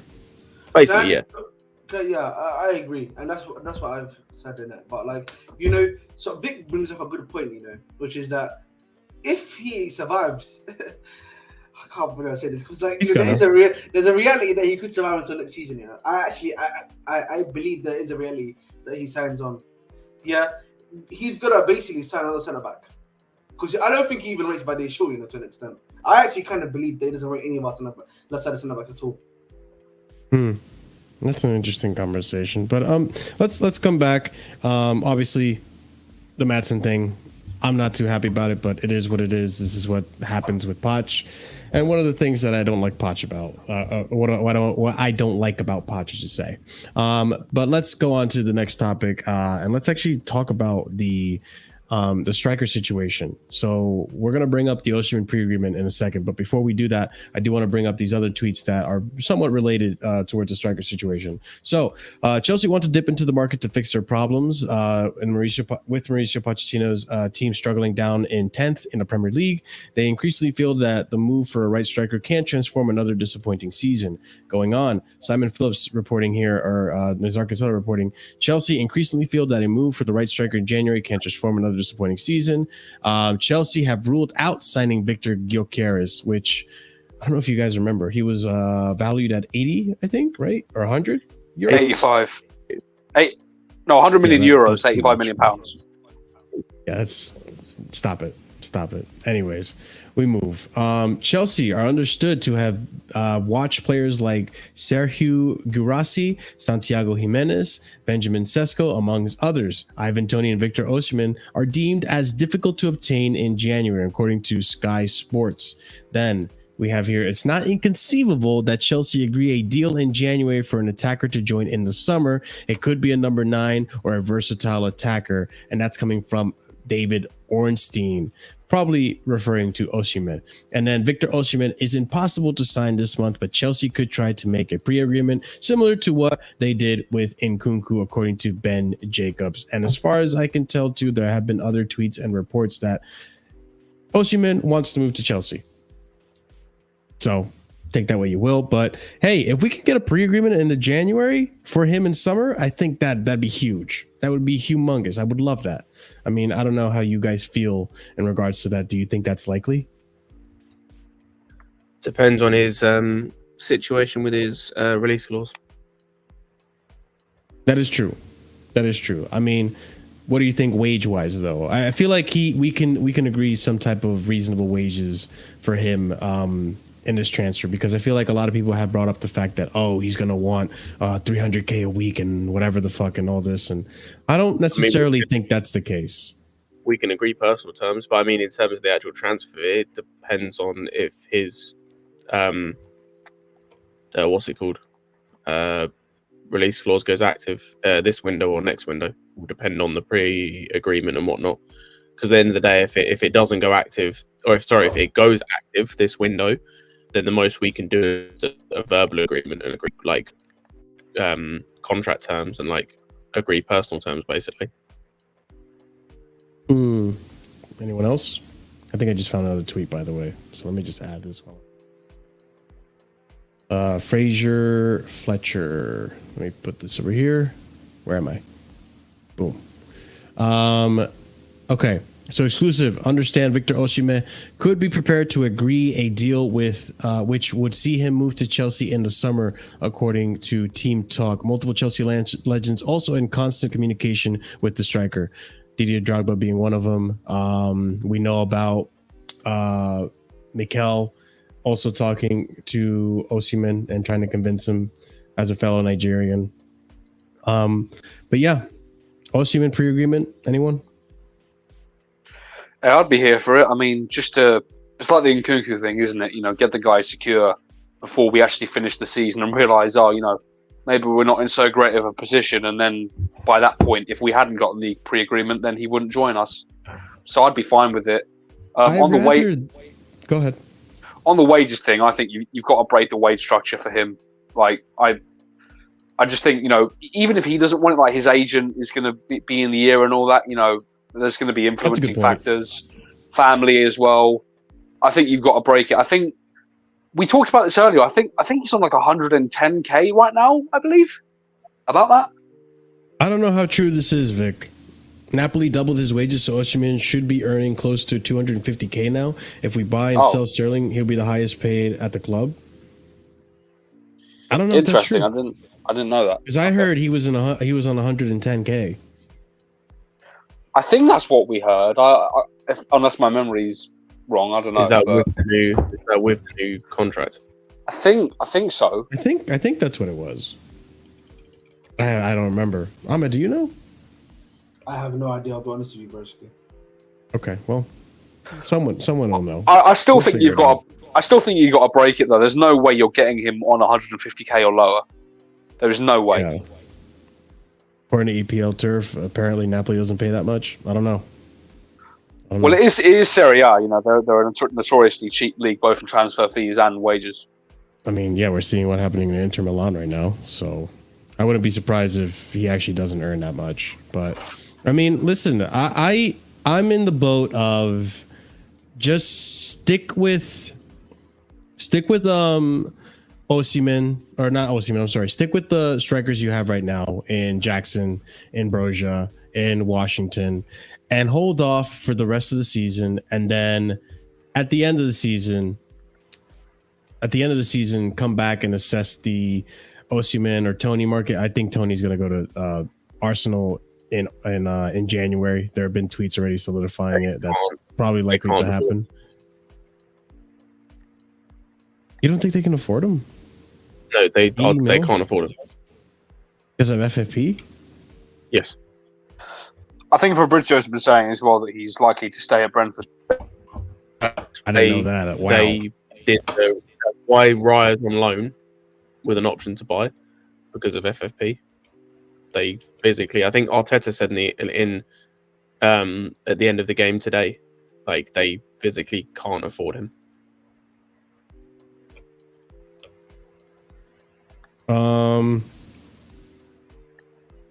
Thoughts on paying 120 million pounds for someone who's only scored 20 plus goals once in his career? Thoughts? I mean, I get where you're coming from. It's also the profile, right? It's not even that. We're not in a position. Like the thing is, because I've seen a few people speak about this. I'll put it to people this way: our choices currently are we've got three options basically. We spend the 120 on Osimhen, who is the best option out there currently. He's the best striker on them. There's no doubt about that. It's him or Tony, and it looks more likely to be him that we get. So your choices are get him. Your choices are take a punt on another unknown, like a Santi Jimenez, a Benjamin Sesko, a Girassi, whoever. Or you stick with Jackson. Those are your three options. And we already know people. So the fan base is not patient at all when it comes to these. They already exactly. are using their patience with Jackson. Ladies and gentlemen, I told you. And the thing I will say is, like, I get the goal scoring thing and like the numbers, and his numbers. I will say, it's weird. Like his numbers outside of last season aren't mad impressive. For a striker. You know, like you look like Tammy Abraham, for example. His season at Roma 2 years ago is better than any season Osimhen's had outside of last season. Even his season at Chelsea is better than any season Osimhen's had. If you just look at like a single season sort of thing. But what I will say is there is previous of this before. You look at, for example, Diego Costa. Before we signed him, he only had the only time he'd ever scored more than 10 goals in a league season was the season before we got him. Like the season before we got him, he got 27. The season before that, he got 10. And the season before that, he got 10. So, like, even though he's only had 1 year, I'm still fine getting Osimhen. Like, for me, it's more like his other attributes. I don't care about the numbers necessarily. Arsenal have to sell. I mean, they could sell. They have players they could probably sell. Such as? Who's the goalkeeper? The goalkeeper. Oh my God. Ramsdale. Ramsdale. They can get rid of Ramsdale. I'm sure they're going to get rid of Jorginho. They're trying to sell. At some point. I know they're trying to sell Kiwior right now. I say but the thing is, their squad is already so thin. Oh my God. They're. What are you oh my godding about, Ahmed? I'm not going about they're trying to sell Kiwior. They bought this guy 18 months ago. I know. Hey, this is what I heard. You know, no, they bought him 12 months ago. They bought him 12 months ago. They bought him last January. Oh my God, moving fast on that player. because he was bro, the guys they He brought was in pretty fast, to consolidate their the league Kelly- season, their title-winning season, was him, Mhm. Jorginho, and Trossard. Trossard, yeah, because I remember because I was watching Kepa when he was in Serie A. I totally forgot. I know Smith Rowe's been linked away from there as well. That's But true. I'll say Smith the Rowe as problem- well. I'll say the problem they've got is their squad is already thin, and say they get rid of Kivior, cool. Who's your backup centre back? They're losing depth basically. They're going to lose a lot of depth basically. They're going to enter. You know that situation that Liverpool had, where with Klopp, where it was just the starting 11, and then there was some duds on the bench essentially. That they could enter into a situation like that basically. Like what they had Yeah. with. And the thing is they've got players, Mhm. that they can get rid of, right? Like you look at your Yeah. Cedrics, El Nenis, you look at like Nenny's trying to think contract who ends. else. Yeah, go ahead, bro. Actually, I'll let you finish. And maybe you get rid of Jorginho. They're not making 80 million from these players. But Scott, Jorginho's contract ends this summer, so he's going for free. They're not even going to get any money back for him, if I'm not mistaken. No, but I'm saying El even if Neni- Ahmed, even if you did though, even if you got money for these guys, like you're getting what, max 10 mil for El Neni, max like 10 mil, Nenny's 15 mil for contract ends, Jorginho. I hear you. That's what I'm saying. Like even if you got yeah. money, because you can still get money. So we did that with Jorginho. We got like whatever we got from Arsenal. But like 15. even if we get this money, even if we get money, it's not like they are not gonna. Nketiah, he's going for like what, 20 mil. Like these guys are not going to get him a lot of money. So they're either going to have to sell someone fairly big, or you're going to have to try and sell a Thomas Partey. Like That's they're another fair player they're enough. trying to get rid of, though. Yeah. So the thing with Thomas Partey, we know the situation with him. I don't know if he can get sold for a good amount of money anyway. So there's that with him. But like the guy you talk about, Cedric, I think contract ends this season. Jorginho obviously ends this season. I want to end this season. So I agree with Scott. They're not going to make any money from them. So those are guys that are gone. You're left with Nketiah, Smith Rowe, and who's another one that you can probably say they could have sold? That they can sell. Cedric. Cedric's contract ends, so they're not going to get any money out of him. This is his final contract, if I'm not mistaken. But hold on, one more player here. Tierney, isn't he on loan right now? Can't they sell that? I don't know. Yeah. The thing is, He's on loan. He's a Sociedad, right? Yeah, Sociedad. But the thing is, bro, he might actually need him because of the way what's his name has been playing recently. I mean, listen, I rate Tierney more than I rate Zinchenko, but the only problem with Tierney is just he's not fit. He's never fit. Bro, this season he's played more games than he has than ever. He's been a regular starter since Sociedad.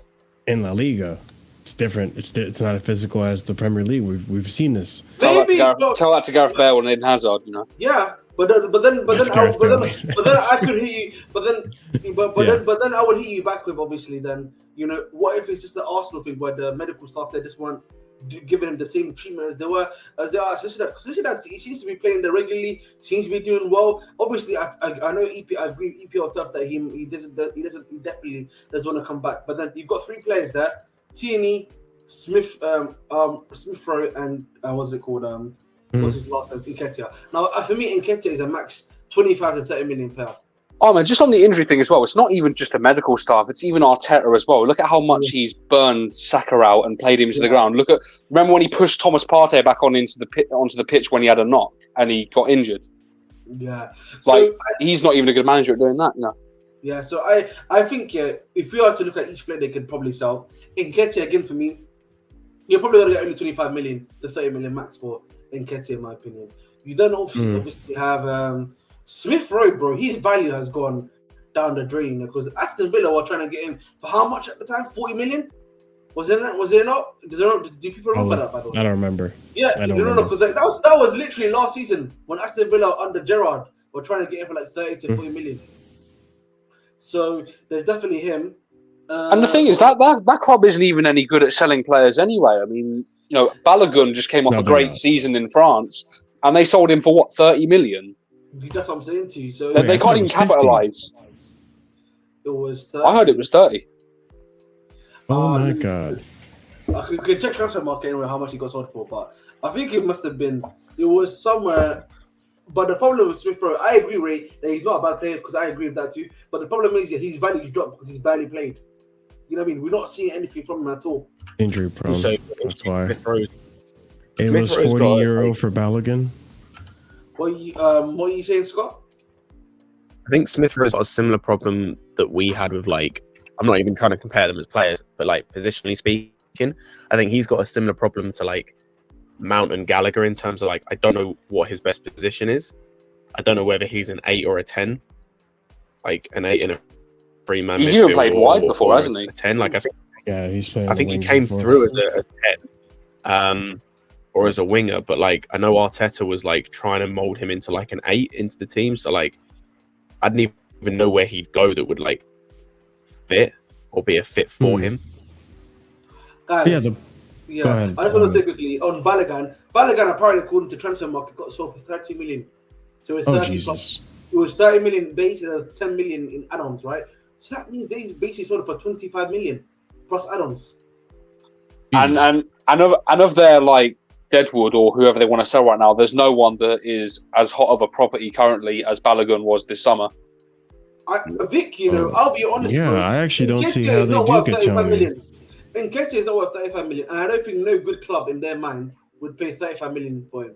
I'll be honest. Surely, You could get 25 million for Nketiah and 30 million back, but not 35 million. I'm honest with you, because like you got guys like Jackson, for who can chat shit about him, who all we want. Bro, this guy's got 7 goals already, and you've only bought him for 30 million. So if you're gonna compare Nketiah to someone like him, you're gonna be like, this guy's worth 30 million. So therefore, he can't be worth 30 million. So it's gonna be what, 25 or 30? Max, I think 30 max for him. The only thing I'd add to that is English tax. Yeah. On I would say, Nketiah. But he doesn't even play for England. If I was to even add the English tax, then I would have been like, okay, let's add the English tax to him. It's more like the homegrown quota sort of thing. Yeah, exactly. Yeah, all that too. Yeah. But the thing that kind of confuses me now, and coming back to how this conversation originally started, is that if we're saying all this, surely our board is aware of the situation happening at Arsenal and how they can't afford Ivan Toney. Why the fuck aren't we linked to him then? Because they prefer Osimhen. That this has been reported over multiple weeks. I think it's like partly to do with like I think it got reported like the age thing as well, like not the fact he's not 25 or under sort of thing. I think it's just I don't know how to explain it. Like I think they just see Osimhen as the better option of the two. So It's just baffling to me. Vic, the answer is correct. Yes, I rate Broja more than Nketiah. Pre-ACL in Broja is better than Nketiah. I don't know. But I think he's asking about current. Even current Broja, I'm not sure, because like I think the thing I give to Broja that I can't give to Nketiah. No, I put current Broja ahead of Nketiah. That's fair enough. I think for me, Broja in general has already proven at Southampton that he can lead the line and score goals and assist at the very least. Whereas the thing, Nketiah in a team which is actively creating for him can barely create chances. So imagine if he goes to like I've been hearing rumors about Crystal Palace, for example, like my other English team. Bro, he's at most, these guys, the strikers there, get 2 to 3 chances. He ain't scoring them. He ain't scoring. If he can't score with like that many chances, imagine he only got 3 or 2 chances in a game. Well, actually, on the topic of Broja, might as well bring this up, huh? So let's actually discuss Broja. So, according to Simon Johnson's Sport, Armando Broja is likely to consider his future at Chelsea should they succeed in buying another striker. And then following up with that, according to Nazar Kinsella, Chelsea are monitoring Armando Broja's progress while also eyeing the transfer market for a new striker. Broja is set for a run for the team and a chance to prove his worth to Mauricio Pochettino. He has not scored a goal in 11 matches. That was as of prior to yesterday's match. So, yeah, I mean, do you guys think Broja should go in January? Listen, I'm telling you, my Ahmeds theory is happening, bro. I'm telling you, listen, I have like the premonition inside of me that it's gonna happen, and people are not gonna like it. But I'm just telling you, he's gonna get sold, and then Sesko's coming in. I don't know why I have this feeling inside of me, even though I do not want this to happen. It's just gonna happen. To watch.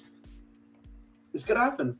He's getting sold for Sesko. If we sold Broja, we have to bring another striker. But like, bro, the streets know. Everyone wants to say no. Listen, everyone wants to say no. I don't think he's going in January. Everyone wants to say no, it's not happening, but bro, I'm telling you, he gone, man. He gone. I'm telling you, he gone. He's definitely gone end of the season now. He's definitely gone end of the season now. Listen, they can get they know people want a striker. He's gone. I'm telling you right now, he's gone, and they already got their man ready in the background. He's been too quiet at Chelsea, as I've been saying recently. He's been very quiet at Chelsea Football Club. Listen, it's bound to happen. I think it's gonna be a quiet transfer window in all fairness to Chelsea because Good. we spent. Listen, Chelsea have done crazier things, Francis. Believe me, we've done crazy things, Chelsea. Don't expect the unexpected at Chelsea Football Club, man. I always tell the streets, man, expect the unexpected. Right.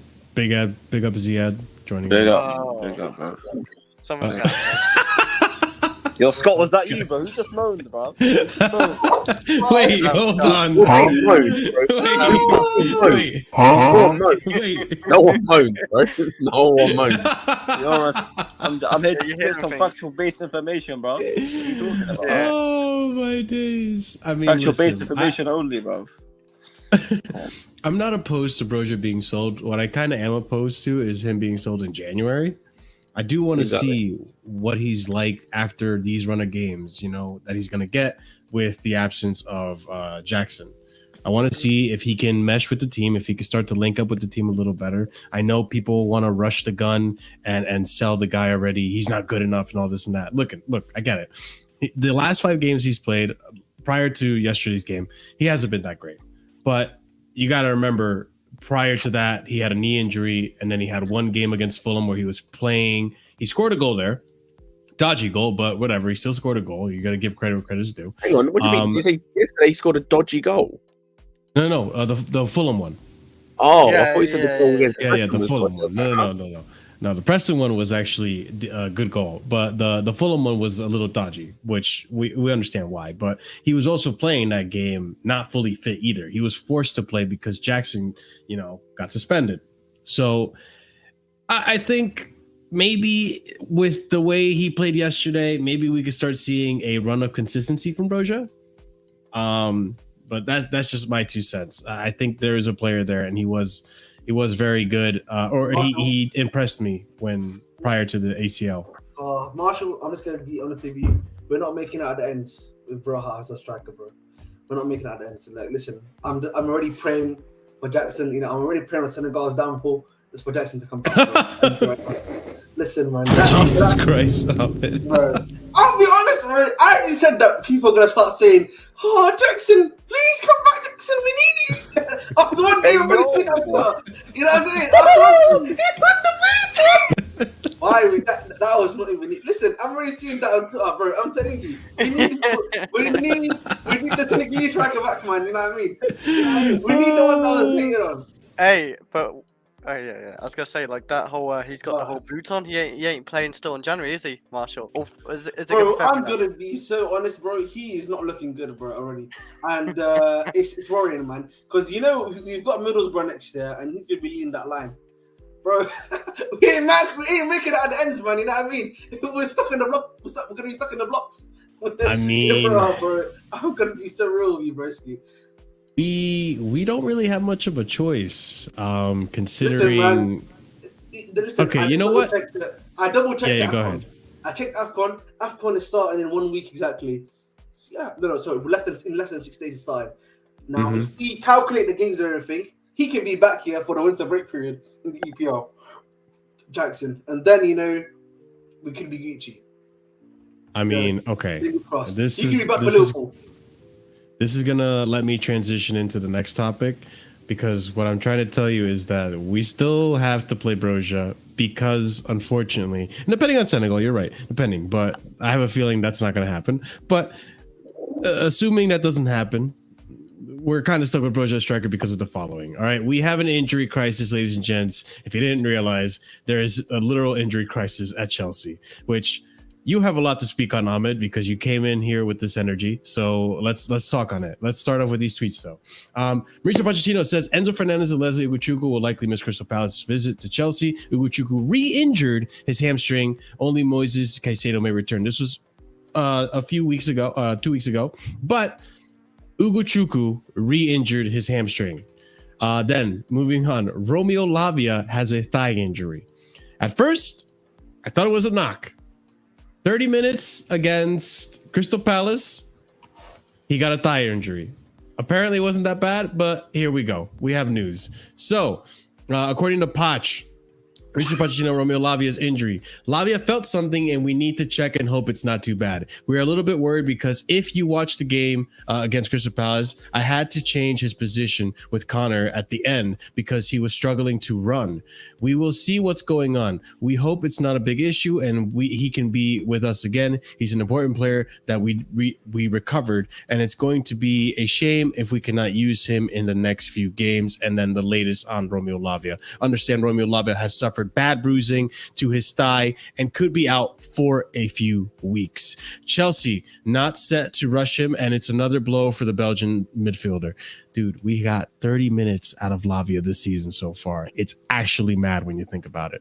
And then to make matters even worse, Christopher Nkunku's hip injury, which I thought was a knock that he got in training. Christopher Nkunku's hip injury is nothing serious. If all goes well, he'll be back next week against Middlesbrough or Fulham. It was just prevention. He is fine. Well, apparently he is not fine. Apparently he is out. I'll find a tweet. Apparently he's out for 3 weeks. And then Carney Chukwuemeka is back in full training, according to Chelsea. So that's good at least. He's back to first team activities. He'll be back soon, hopefully sooner than later. But yeah, we have Nkunku out with injury for 3 weeks and Lavia essentially out for another 3 weeks, I think.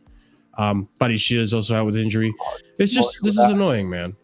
So can I speak by the way, the Nkunku thing it's the other way around. About the 3 weeks came out first. Then a report came out about, it's not serious. And he should be back by Middlesbrough. Okay, so it is in 3 weeks. Whew. And Okay, thank God. I'm pretty sure Lavia injured himself, weeks, and it was nothing got to do with that, bro. Okay. So it might be 3 weeks and might not be 3 weeks, but the order in which it came out was there was a report about it was going to be 3 weeks, and then literally like a few hours later, there was a report saying Nkunku's injury isn't serious. He should be back by Middlesbrough or Fulham. Yeah. So who knows? Listen, guys, obviously we can't control the injuries, right? But what we can control is the situations they've been happening. Now, if you guys remember in a previous stream, I showed you guys, there was this Tottenham statistic in Pochettino's first season at Tottenham where there was over 60 injuries that happened in that season. And when I speak to a lot of Tottenham fans, they tell me Pochettino's training methods are very, very high intensity and stuff. So for me, it wouldn't surprise me. Obviously, there's going to be exceptions such as the Lavia one, which happened with the thigh injury. But you look at some of the other ones, like Ugo Chukwu, he just threw him into the fire, for example, for no reason on the pitch. Marshall was cussing me out about Alex Matos, bro. I saw what Alex Matos was doing with Huddersfield. He could have played 60 minutes for us, and then actually a decent job. Yeah, but hey, uncomfortable conversations, Marshall, or they're going to cuss the manager out. But hey, there we go. But Ugo Chukwu now out for 6 weeks. He's not going to be back until mid-February at the very least. That's not including, Poch's harsh training, which has led to multiple setbacks for different people. Barry Shield, easy example. Even Chukwu had a setback, if I'm not mistaken. Right? Lavia himself. Nkunku, I'm pretty sure Chukwuemeka as well. Chukwuemeka is another one that's had another setback. Yeah. Okay. So clearly, the training method obviously is having an effect on these players, whether we'd like to obviously admit or not. So, again, it's just about curating that training method to allow these players to not get injured. That's what I'm saying. Sometimes I don't listen, Ahmed, bro. I don't listen, Ahmed. Okay, Ahmed, listen up, Habibi. Okay, just listen up, bro. I don't like doing this every time, bro. But players having setbacks or coming back with injury is not always on the manager. It is normal for our players to get set back during their rehabilitation program. So when a journalist comes out and says this player's had a setback in the injury, it does not mean it was suffered in training. It does not mean it was suffered from his tactics or his intensity in training. None of that. It could literally be from his program. He has a setback and he's not following the program as fast as planned. That's all. That's what I'm saying. Yeah. Everything you said there is true. However, we have previous with this manager. Previous. He's been in prison, bro. Previous. Yeah, previous. At Tottenham, as Ahmed said, there were over 60 injuries. there are reports of players questioning his training methods because of how many injuries there were.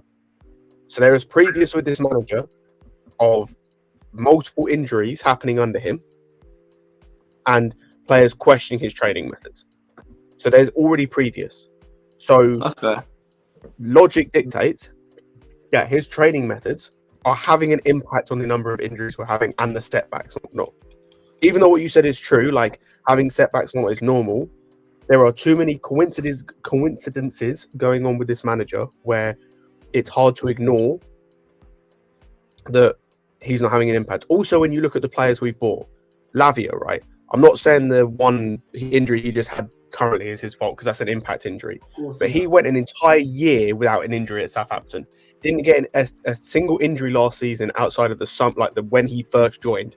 He's had 3 since joining Chelsea. He's only talking about Lavia. He got an injury, Marshall, when he first joined Southampton. I thought he was injury prone to Southampton too. Nope, he got 1 injury, which was in the summer, and he missed 10 games, I think it was, for both Belgium and Southampton. And he came back in September, and he didn't have a single injury, at least based on what Transfer Market's telling me, between when he came back till he joined Chelsea, and now he's had 3. I think it's 3 since he joined Chelsea. So he's not injury prone. Two. Now, even with that Lavia thing, though, I'm even inclined to say, like, the guy hasn't played competitive football since May. So why are you playing him for his first game in 7 months? Why are you playing him for half an hour? Injury. It's an impact injury. So it's nothing got to do with the half an hour. I'm pretty sure he's got that injury. I still think that's negligent, though. He didn't get injured because of it, but I still think that's negligent management. I don't want to see him. I don't want to see that happen to any of our players. Half an hour in your first appearance after 7 months. That's not good enough. I don't know how you. I think 5 to 10 minutes at most. I think the other thing that we need to have a conversation about is that I think obviously the intensity and the amount of games that a lot of these players are playing in is a lot. Like especially in this period, not just in this period, but like the last 2 to 3 years. Obviously, of how the schedule's been condensed, how many games these guys are playing per week. As well, if you're being honest, yes, now there's only 1 game a week, but like I'm talking about this the previous, so that that's gonna clearly still be in your body in some way, shape, or form. So I just think for me, we just need to be a bit more careful in how we go about what we're doing. That's what it is for me. So like you were saying, Ahmed, then there's a question then. There is the 1 day a week thing. We're not playing that. I mean, recently we've been playing like twice every 3-4 days. Exactly. But at the start of the season, when it was 1 day, 1 game a week, is it fine to have those high intensity training sessions because you're not playing that much? Again, yeah, I don't disagree with the high intensity training. I'm just saying that there may be some players, right, where that intensity may affect them more so than others, right, when it comes to game time. That's why, obviously you have the health department, you have those guys that do the whatever they do that are able to maybe tailor make that thing to help those players out. That's what I'm saying. Of course, those are needed, right? Do you get my point, Ziad? Yeah. Yeah, that's what I'm saying, bro. But that's what I'm saying, Ziad, bro. But like, I think for me, when obviously we've had previous on him, and then some of the decisions that he has made in game for Ugochukwu, as I've spoken about previously, which led to his injury, which is like actual proof of something that's happened on the pitch. I'm not even talking about off the pitch right now. And then obviously with the Lavia one again, I can hear the point maybe of him having to play for the 30 minutes, but again I go back to there were still matches available for that game. There were still other guys that he could have played in that game, which he could have trusted with to do the job for him. That's all it is for me. But a lot of the time, a lot of the injuries that we're hearing about, we'll be hearing they've come back to the training, or they've had a setback now in training. That's what we're hearing. Because we've seen the Chelsea stuff, right, where they show us where each phase their players are in. And then when you hear about setback, and then you see a setback in training, it's not a setback in reconditioning phase. Also, so we know it's in the training as well. The thing I was going to mention as well, and the issues I have, like with some of the players and with the medical staff, because I keep seeing people talk about the medical staff and talk about because I saw someone mention Chelsea have got previous as well. Yes, with none of these players. And like, these are not the same players as well. And not the staff isn't the same as well, Scott. The staff isn't the same. Outside of like one or two guys that they brought back because the players wanted to bring him back. So they've already changed the medical team. Like we can't blame the medical team now because they've changed the medical team. It's not the same medical team from last season, though, isn't it? Yeah, it's the same medical team from last year, but it's not the same medical team from the year before. And we had injuries 2 years ago. And also, Like these mountains of injuries have happened since Lampard, his first season.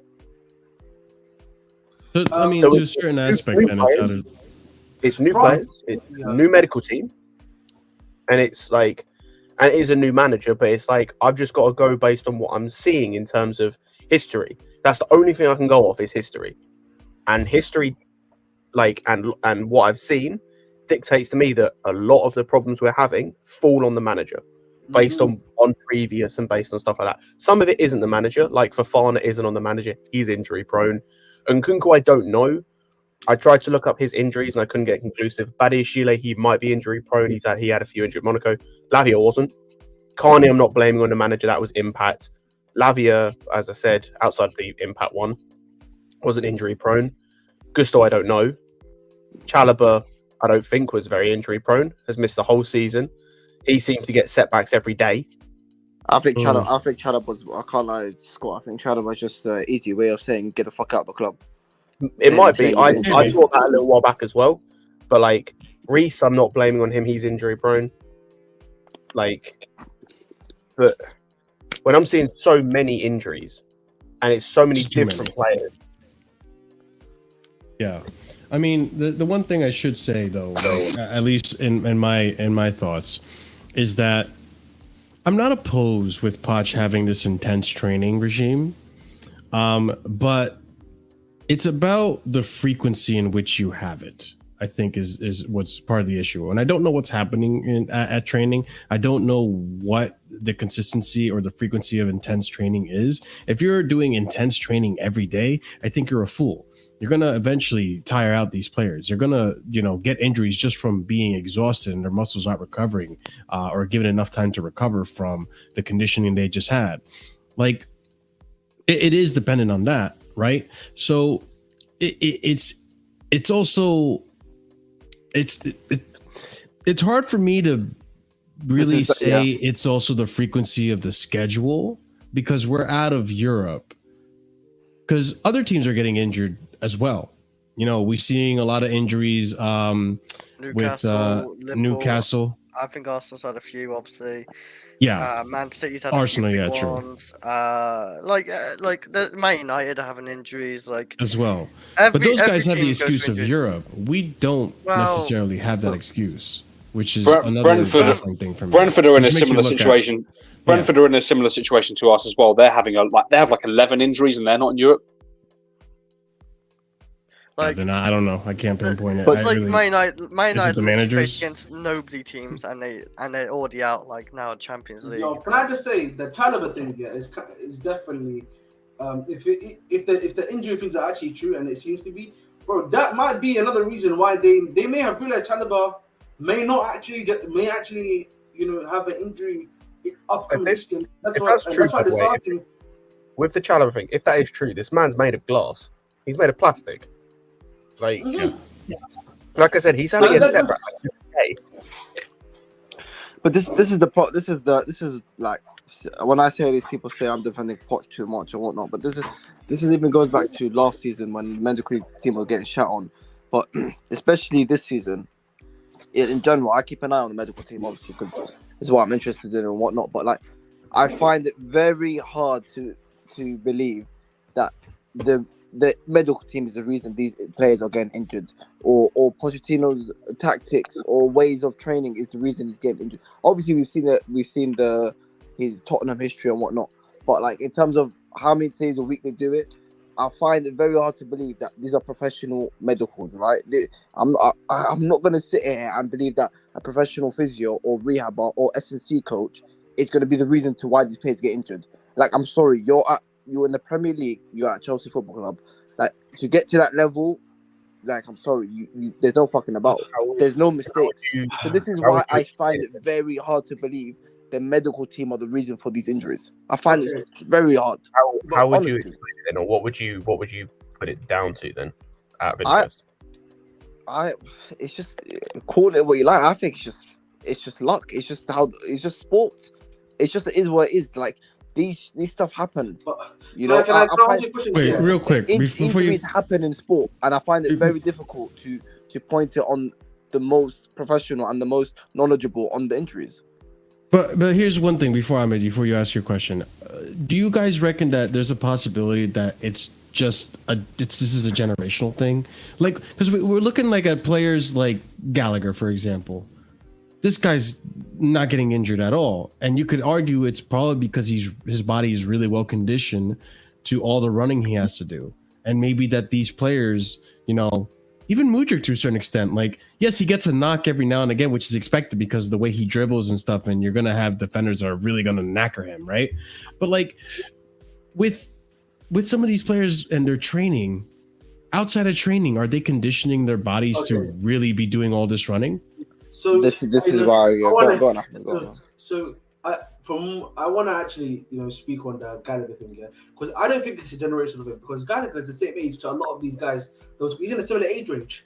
It's not about the age, Ahmed. It's about like the mentality of training and preparing your body for the season. Like, I feel like, if you're an athlete at this point, if you watch a lot of these athlete documentaries, they're doing training for like Madueke, bro. Yes, you've seen that he's had a lot of injuries, but if you actually look at him in the lab, you can see him doing stuff in the training outside of football. So we can't say that, but like, I wanted to actually ask you a question, Ziyech, because the thing for me, you said it's luck.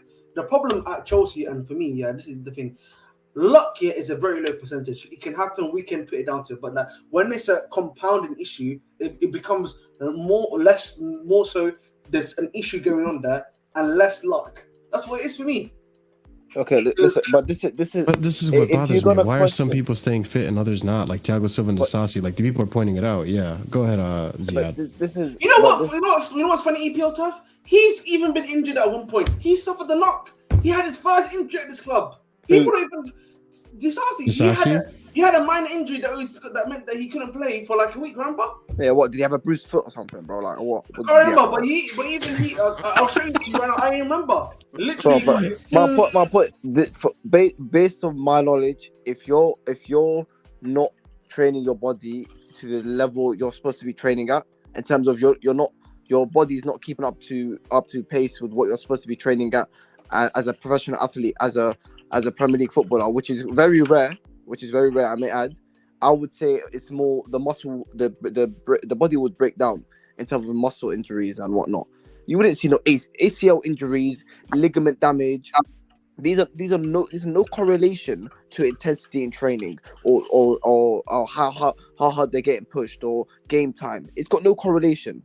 If your body is not matched to how hard you're working, you're gonna get overuse injuries. You're gonna get stuff like tendonitis and scar fracture. These kind of stuff you would get or muscle injuries, like the hamstring, for example, or other kind of muscle injuries. That's what you can say. Okay, that could correlate to your body's just not able to compete with how hard you're working.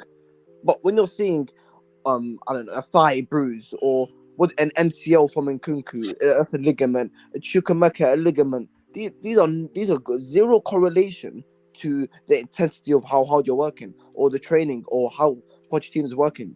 It's got no correlation because a ligament injury is an impact injury. You know, your knee twists inwards, or an LCL, your knee goes outwards. You know, it's something that is out of luck, like an ACL, for example. That is just you being unlucky. Sam Kerr, fucking one of the worst injuries you can get. She got it in training. The same with Fofana. So what I'm looking at right now, just on top of my head, like injuries I can remember, a lot of them have no correlation to intensity of training. That's all I can think of the top of my head. If you're saying bare hand, like Reece James, I think he's just an anomaly, and you can see his sister has the same problem, genes, whatnot. That's why he had the surgery. But correct me if I'm wrong. Who else has had the muscle injury? A lot of them have been. Disasi had a muscle injury. Injury? Do you mean this season? Yes, just this season, top of my head. Yeah, this season. I'm pretty sure Lavia's was a muscle injury. Didn't he roll his ankle or something? Yeah, he rolled his ankle or something like that, I think. I thought he rolled his ankle. I thought it was a. Zia, can I hit back at your thing? Yeah, the only injury that's happened on the field, by the way, that I can agree with. Yeah, Carney obviously was thinking, but he had a setback, by the way, which meant he was set back by over 2 months. His guy was going to come back in November. You know that, right? I know it was an ankle injury. You remember? So he had that in training. Remember? Because he had the knee thing, which he got surgery on after West Ham, and then there was apparently the plan was for him to come back in November, but then Did he have surgery? I don't think he had surgery. Yeah. He did have surgery on that one. Not Disassi. Badiashilo's was a muscle injury. Groin. He had his groin, didn't he? And hamstring. Groin and hamstring. Yeah. You know what's crazy about that? Badiashile got the groin injury after the hamstring injury she was getting rehabilitated for to start this season. He was meant to start. Enzo too, by the way. He was meant to start the third game. Enzo's was a hernia. Yeah, that's like you can't blame that on So training. the list of injuries we'd have, Scott, with the list of injuries, you could say what? 3 were muscles? Three of them, maybe? Essentially, like maybe Ben more. Didn't Ben Chilwell do his hamstring? Yeah, Ben Chilwell did his hamstring. Well, Chilwell's done it a couple times, huh? I'd say Chilwell's done it a couple of times, and Reese's was a hamstring, but again, he's done it. Yeah, he's done that. Yeah. But do you see what I'm saying, Scott? It's not a new continuous way of. It's just you know. I think it's down to. You just look at the list of Chelsea injuries. I'm looking at Ben Chilwell. I'm looking at Ben Chilwell. Fuck me sideways. Like this is bad. Okay, bro. Like, but this is what I add to what I said about it not being a lot of them being muscle injuries. On top of, I really find it difficult to think that you're working at Chelsea, Scott. Yeah, it's the best of the best. Sorry, Ziad. I just to interrupt. Ben Chilwell has literally missed an entire league season from hamstring injuries. An entire league season. Yeah, I think he had 2 grade 3s or something. It's just so he had one where he missed 15 games. He had one where he missed 5, and he had one where he missed 17. He's literally missed an entire league season. The 15 and 17. How many? Does it say how many dates? 189, which was the 15, and then 198, which was the 17. So yeah, that's like grade 3. That's a grade 3 tier. That's pretty much a full tier, almost a full This tier. is what I'm getting at. His hamstrings are falling off the bone. Yeah, but this is what I'm alluding to. EPL turf. Kai with pathetic football, but never injured. Like I feel like these younger, this newer generation of footballers, they just maybe don't take training as seriously as they should. They don't. We're not doing this. But listen. Hold on. Let me land. Let me just land. Holy shit. Let me land. 1 second, Ahmed. Before you hop on my dick. 1 second. Whoa. Anyways, pause. But listen, I'm just saying because again, we look at players like Havertz, we look at players like Thiago Silva, even Disassi to a certain extent. These players like Gallagher. Why are these guys under this manager not getting a frequency of injuries or not getting consistently injured like the other players? What is differentiating these players from the ones who are constantly getting injured? Like even Enzo to a certain extent isn't getting injured, and he's been being used every single game. Like a lot of these players have been playing every single games. You could argue that the ones that are getting injured are like Nkunku or Lavia, and they're not playing every single game.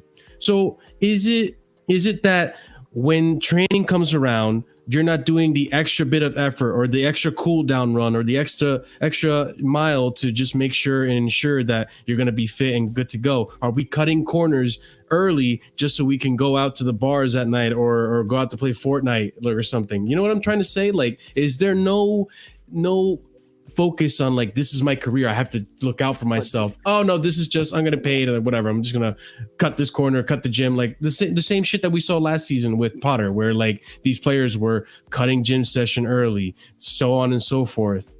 That's what I'm trying to get at. The problem with that, Marshall, is that we live in a day and age where a lot of these agents are already telling them duality. They're already doing extra sessions usually outside of football. They probably already have their own physios that they go to get that physio. Taking the initiative. Thank you. Yeah, they're already getting that stuff done for them already, and that's usually the agents are usually helping them get that done, or even their own family members or people. They have their own nutritionists most of the time. Guys that are making them their own food. This for me is not. I feel like it's a kind of a minute point with a lot of the players we're speaking about, particularly when you're at the top level. You have your own nutritionist already. You have your own physio guy that you sometimes go to once or twice a week to make sure that you're fully done. That's excluding the one at the club. You have your own training sessions that you also do outside most of them, either in the off season too. So I don't know if that's really the case. But the thing is too, it's happening across the board in all of football. You see, Kai Havertz. Kai Havertz is, I think, is a quality example to what I was saying earlier in terms of It's sports. It's football. Shit happens because Kai Havertz, when he was at Chelsea, I watched a few videos of his personal life that he put on. He even said, I've got a gym in my house. I don't use it. I don't like it. You know, I don't use the facility at Chelsea.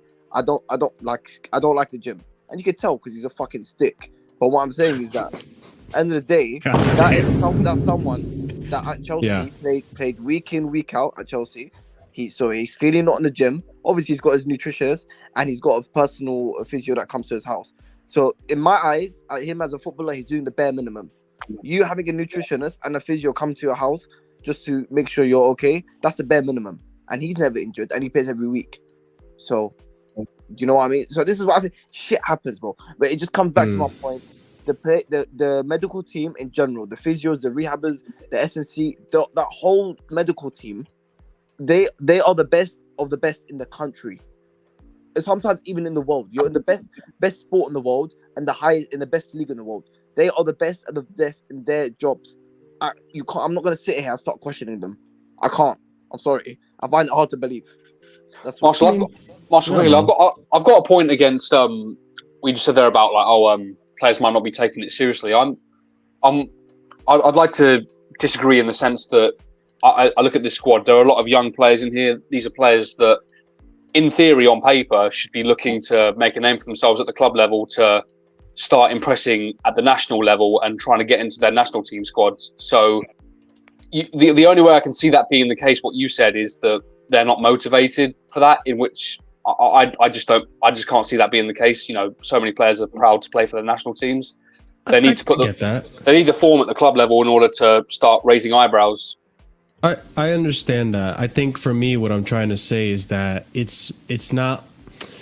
These players think that what they do in training might be enough, but you look at the Cristiano Ronaldos, you look at Thiago Silva, they do a little bit more, and it shows on the pitch, and it shows with their injury records. And I could be wrong. You know what? It could be what Ziyech is saying. It's just the fucking luck of the draw. I think those guys are freaks of nature in terms of like the way they look after themselves, and that's the thing. You can't expect every footballer to look after themselves in the same way that like you can't expect every footballer to be how Hazard was, and like how Ronaldo was.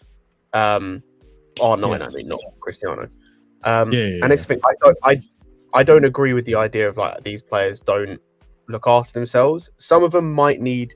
It's actually interesting that Vic brought up Lukaku because he was actually the example I was going to use. Some might need more help than others because like Lukaku, like at United, was terrible. Oh yeah, 100% true. Track of his weight and whatnot. He wasn't good at that, but he went to Inter and under Conte, he was strict on him and like got him on a diet plan, and he was able to slim down and whatnot. And that he just needed more help, and that's the thing. I don't think that players are actively not training and not going out there to like train to, and be to the best of their abilities. Some may just need more help, which then that comes down to the manager and the medical team, or like the physios in terms of maybe not the physios, but like the sports scientists in terms of like whether it be diet plans, whether it be more training for certain things on a certain injury to rehab it a bit better, or whatever it is, right? Yeah.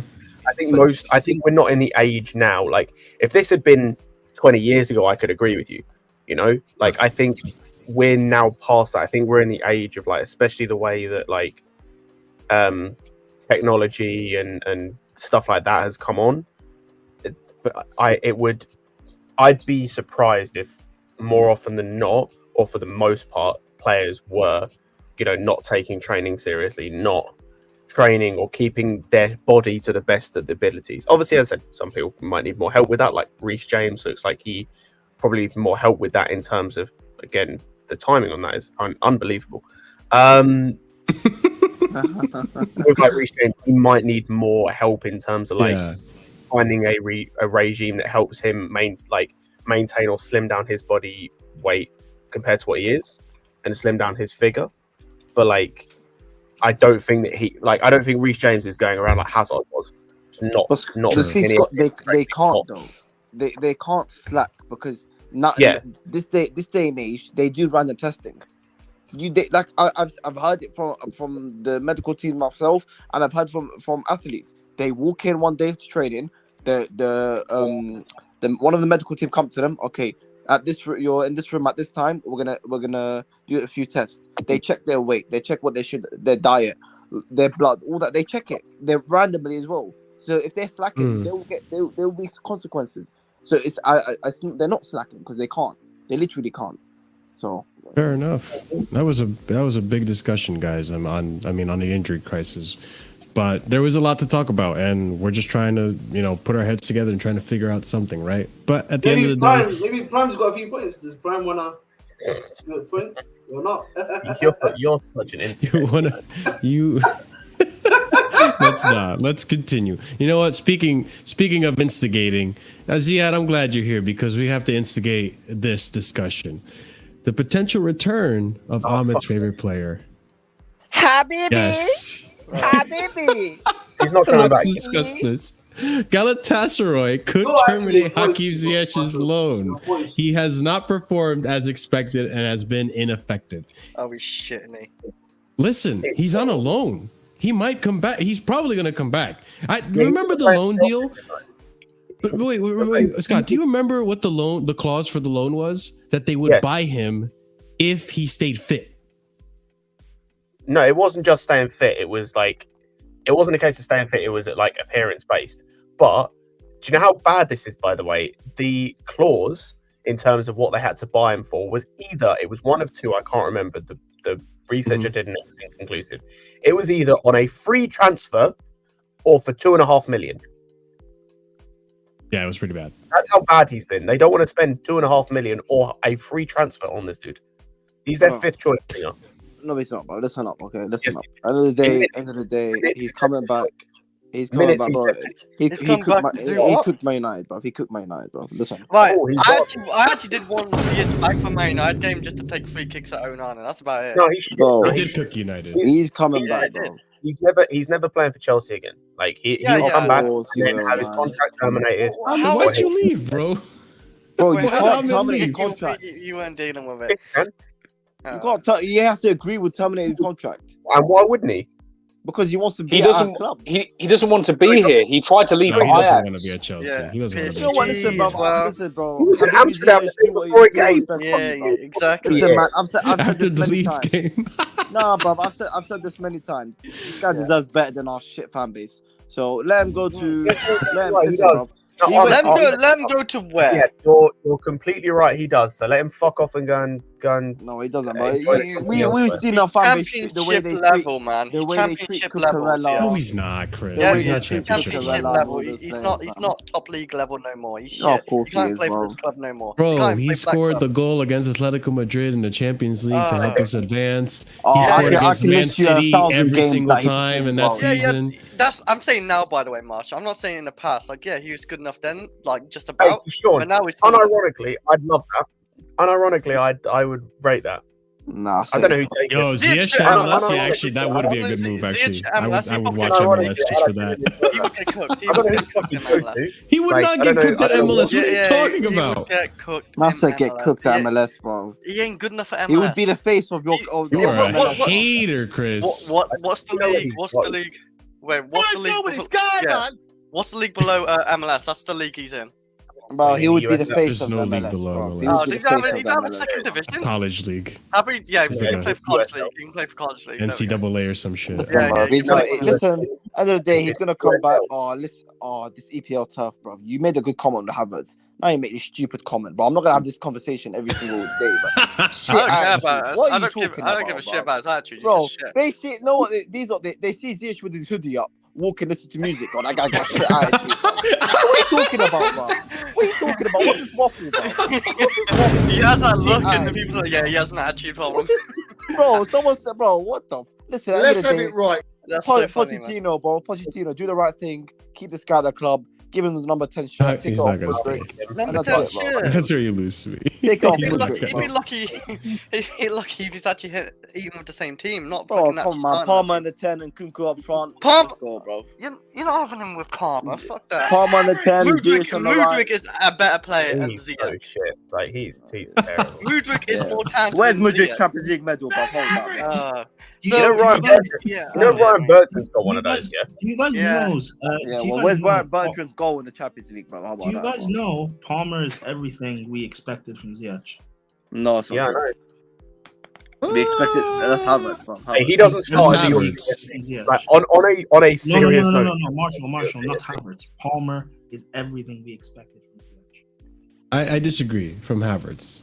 I would say. No, not Ziyech, Havertz. I expected No, because Palmer, pinpoint accuracy. No, because Palmer plays in the same position Ziyech was meant to be. That threat from the right hand side, coming in off the left, being our playmaker, being our creator. That's what Palmer.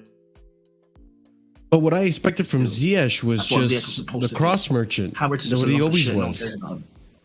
Where's that cross merchant? Yeah. But he's a cross merchant, but we expected him to be more. We expected Ziyech to be our creator. No, I expected Ziyech to be a cross merchant. When he Was came he into this much club, of a I good expected cross him to be merchant for Chelsea, though? pinging passes no. and pinging crosses into the box. No, Marshall, no. But the whole myth about him was that he was coming in to be our creator, the left-footed wizard coming in off the right. That's exactly what Palmer is. He is our wizard. He's our creator. Oh. That's what we all expected Ziyech to be, but he's just a fraud. Okay, fair enough. Hey, welcome back. Yeah, Ziyech is just a fraud. Anyone who defends this guy, You're a fucking fraud, bro. You're waffling. He has a picture of Ziyech in his To be fucking. fair, there's another Ziyech in this. There's another Ziyech in this place. I'm not gonna mention their name. Who, you? Oh, look at he's coming home, bro. He's coming home. Bro. Look at that smile. He's coming home, bro. No, Look at no, that, bro. no, He's no, coming no. home, bro. It's not Ziyech though. It's not Ziyech who I'm speaking of. They know who they are. I'm not gonna mention it. Listen, bro. You shit on your own players, bro. Have some shame, bro. My mother's sitting there shitting on your own players, bro. What's Just this reminding. nonsense, bro? Went to the World Cup and Listen, man. You went to the World Cup, yeah? I started cooking. He went to World Cup cooking and realized he had to come to our shit of our families. Yeah, so did Amrabat. Amrabat, bro. What are you talking about Amrabat? Hey, listen, Amrabat is United tax. I would have taken Amrabat at Chelsea. Let me just Before United, yes, maybe. Listen, And Ziyech against United was United tax too. No. Yeah. Nope. He performed. Listen, He That's a what I'm performed United saying- tax. against a keeper who was drunk. Like, He was nothing drunk, bro. more. Allegedly. my god! Like, Listen, the keeper didn't know where the ball was going when he took For the me, free kick. He had no idea.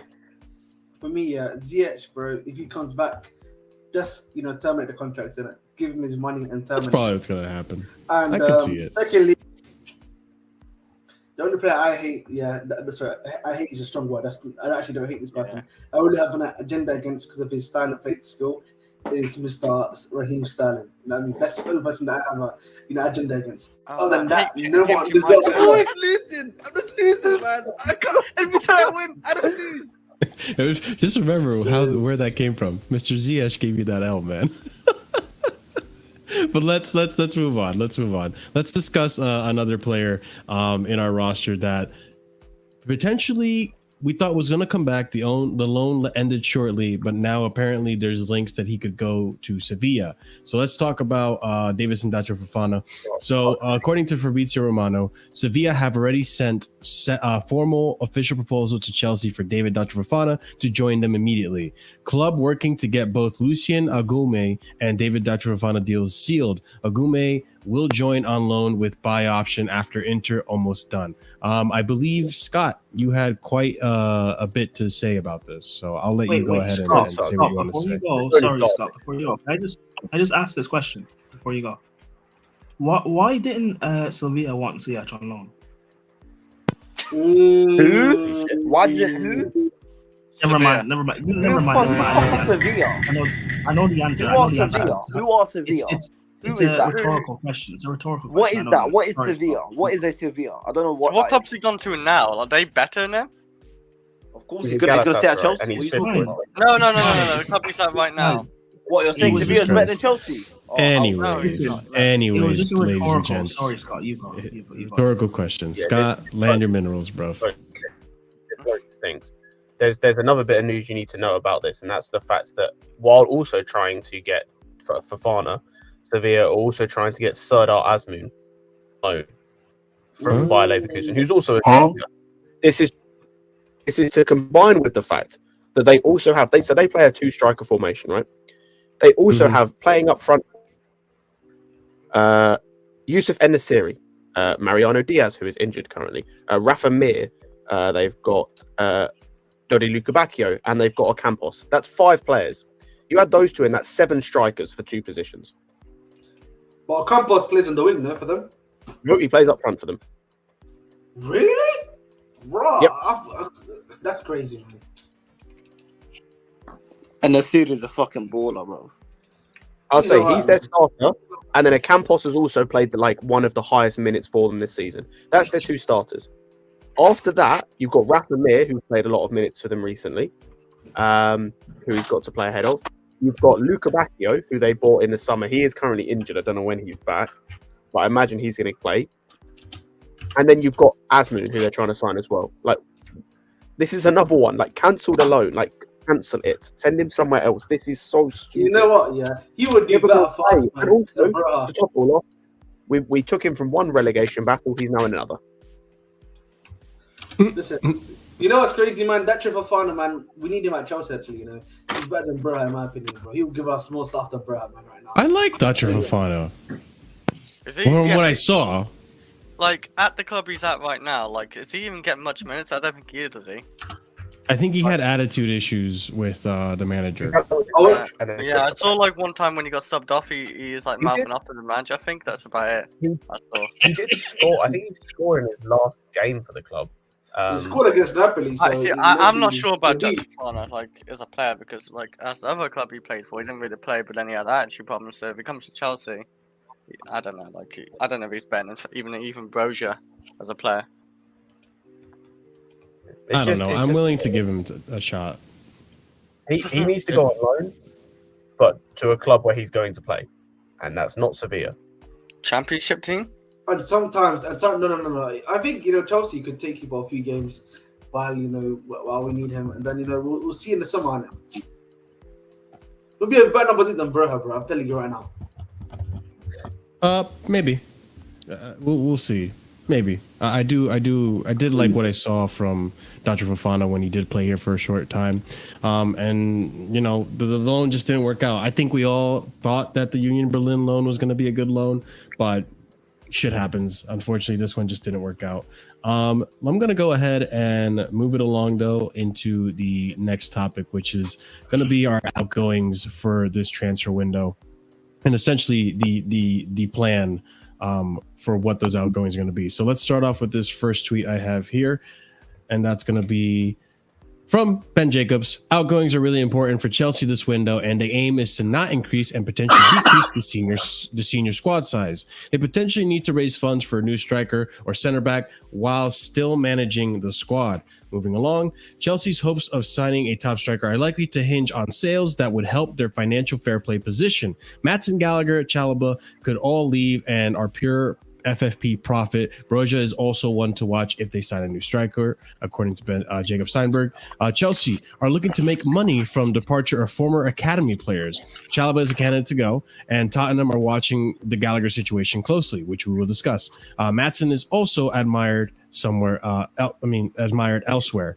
Then Ian Maatson and Trevor Chalobah are both available for sale in January. Conor Gallagher and Nani Madueke could also make way if the right offer comes. Then January is about selling players. Chelsea, the first situation is Maatson, who has a chance to leave, and we heard about Dortmund's interest. The second is Chalobah. He won't be leaving straight away in January. It'll take some time. And Chelsea do not believe they will face any issues with the Premier League in regards to FFP. Clubs in potential trouble are set to find out later this month, according to David Ornstein. And I believe that's everything I have in this subject here. So no FFP issues for Chelsea. But regardless, we will be selling away players like we discussed earlier. Maatson, Chalobah, Gallagher, potentially. Who knows? But the outgoings seem to be pretty clear. Those players are the priority. Maatson being the first one, and Maatson looking like it's likely to happen really, very soon. And then we have Chalobah as well. As for the loan situation, I'm not sure how that's going to work with Maatson. It must be on a permanent, right? We can't loan out Maatson at this point. There's no way we can. I mean, we can, because how many international loans? There's someone coming back. There's Ziyech coming back. So if Ziyech comes back, we can do that, bro. Yeah, Ziyech can have a nice time on the bench for 6 months, and Fofana can have a nice time on loan. Also, if we do what Ahmed suggested and keep Fofana, then that's an option as well. And plus, wasn't that like a homegrown thing of the? I think so. I think Ahmed's. Oh, never mind. What do you mean? I don't know. What? Like so many homegrowns can go out alone or something. I think Ahmed's trying to say. I think that's how I remember. It's been a while. Isn't that number 7? You can only have 7 loans, international loans or something like that. Around that. Yeah, and this is one of those ones with Maatson. I don't know how that's going to work. That's what also frustrates me about all these transfer outs, by the way, is that most of these clubs want these players on loan. And it's like, do you guys not see our situation? Like, we can't loan you players. We're already at our max capacity when it comes to these international loans. We have Lukaku out on loan. You got Ziyech out on loan. You got Angelo out on loan. But who's the other one? Oh my God. Kepa, Ziyech. Moreira out on loan, Kepa out on loan, Ziyech out on loan. Am I missing one? That's 6. That's 6 international loans so far. Did you say Lukaku? Yes. Okay. Maybe the cap is 6 actually. So maybe 6 international. If Roma are serious about buying Lukaku for the release cost, let's tell them, listen, you want the release cost to happen right now. You know what I mean? Sign him now, and then we can give him to you for 37 million. It's I think, but I don't know how that's going to work considering the whole Jose situation. Yeah, it's going to depend on Mourinho. I think there's a potential because like a month or two ago, Chelsea and Juve were looking at a swap deal, Lukaku Vlahovic, and that was a deal that was supposed to happen last summer. Remember, we get Vlahovic, they get Lukaku, but Lukaku rejected it. Or someone rejected it. So that might be a transfer that could possibly happen because Roma don't have the money to get Lukaku. Even if we don't want Vlahovic, though. Even if you bring back Santos, though, it doesn't help the international loan cap that we have. He's technically we can have as many domestic loans. That's fine. Or I don't think there's a cap actually, but we're allowed to have more domestic loans. The problem is the international loans. So the loan that Dortmund want for for Maatson, I don't know how that's going to be possible if we don't reorganize these loans or figure out the loan situation. Oh, Davison Datra Fofana, seventh player. That's another loan. So yeah, it's 7 players. So I don't know. It's really frustrating. I mean, let's actually go on to the next part of this, which is let's discuss the Chalobah stuff. So the Chalobah situation is an interesting one. Let's start off with this first tweet that I have here. Breaking new contract for Trevor Chalobah. A new contact for Trevor Chalobah. Sorry. Tuchel's Bayern Munich have reopened the file. The idea is for a loan. Again, how the fuck are we going to give you guys a loan? We don't have any more loans. Bayern Munich have also monitored Trevor Chalobah, but who needs to recover from a hamstring injury, according to Jacob Steinberg.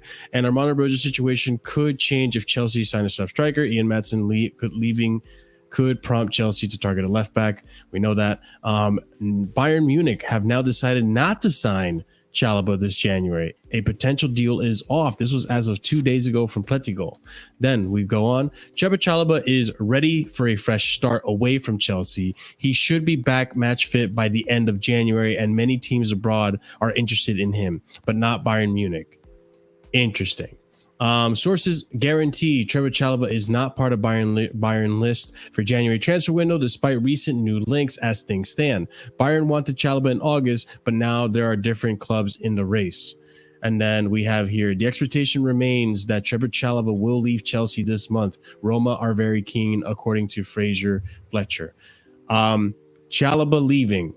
It can't be a loan. So someone has to buy him. And apparently there's other clubs linked to him, according to Fabrizio Romano. Can we listen? Listen. You know what? Chalobah, I couldn't care. That's where he goes. But we need to talk about there's another elephant in the room that we need to talk about, yeah? And that is to Osama Ibn Taliban. You know what I mean? We need to talk about him. You know what I mean? We need to talk about him because I'm hearing Declan Rice. What's his name? Eric Dyer. Eric Dyer. That's pretty. Yeah, that's pretty crazy. Bayern Munchen, bro. You know what I'm saying? What is happening at that club, bro? What is happening? What went wrong? Average. How can you go from Chalobah to Eric Dyer? I don't even know how to even explain that, man. You know, but listen, man, that guy, yeah, his talent ID, is worse than a terrorist, bro. That's criminal. That is actually criminal. You know What is wrong with this guy, man? Bro, you're making it like it's real.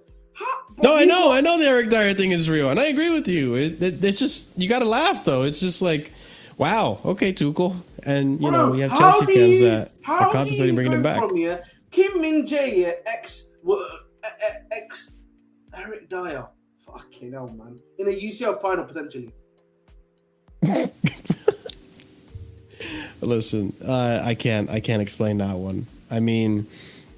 Again, I think part of the reason that the Chalobah deal is off because these guys are insisting on a loan. We can't do a loan.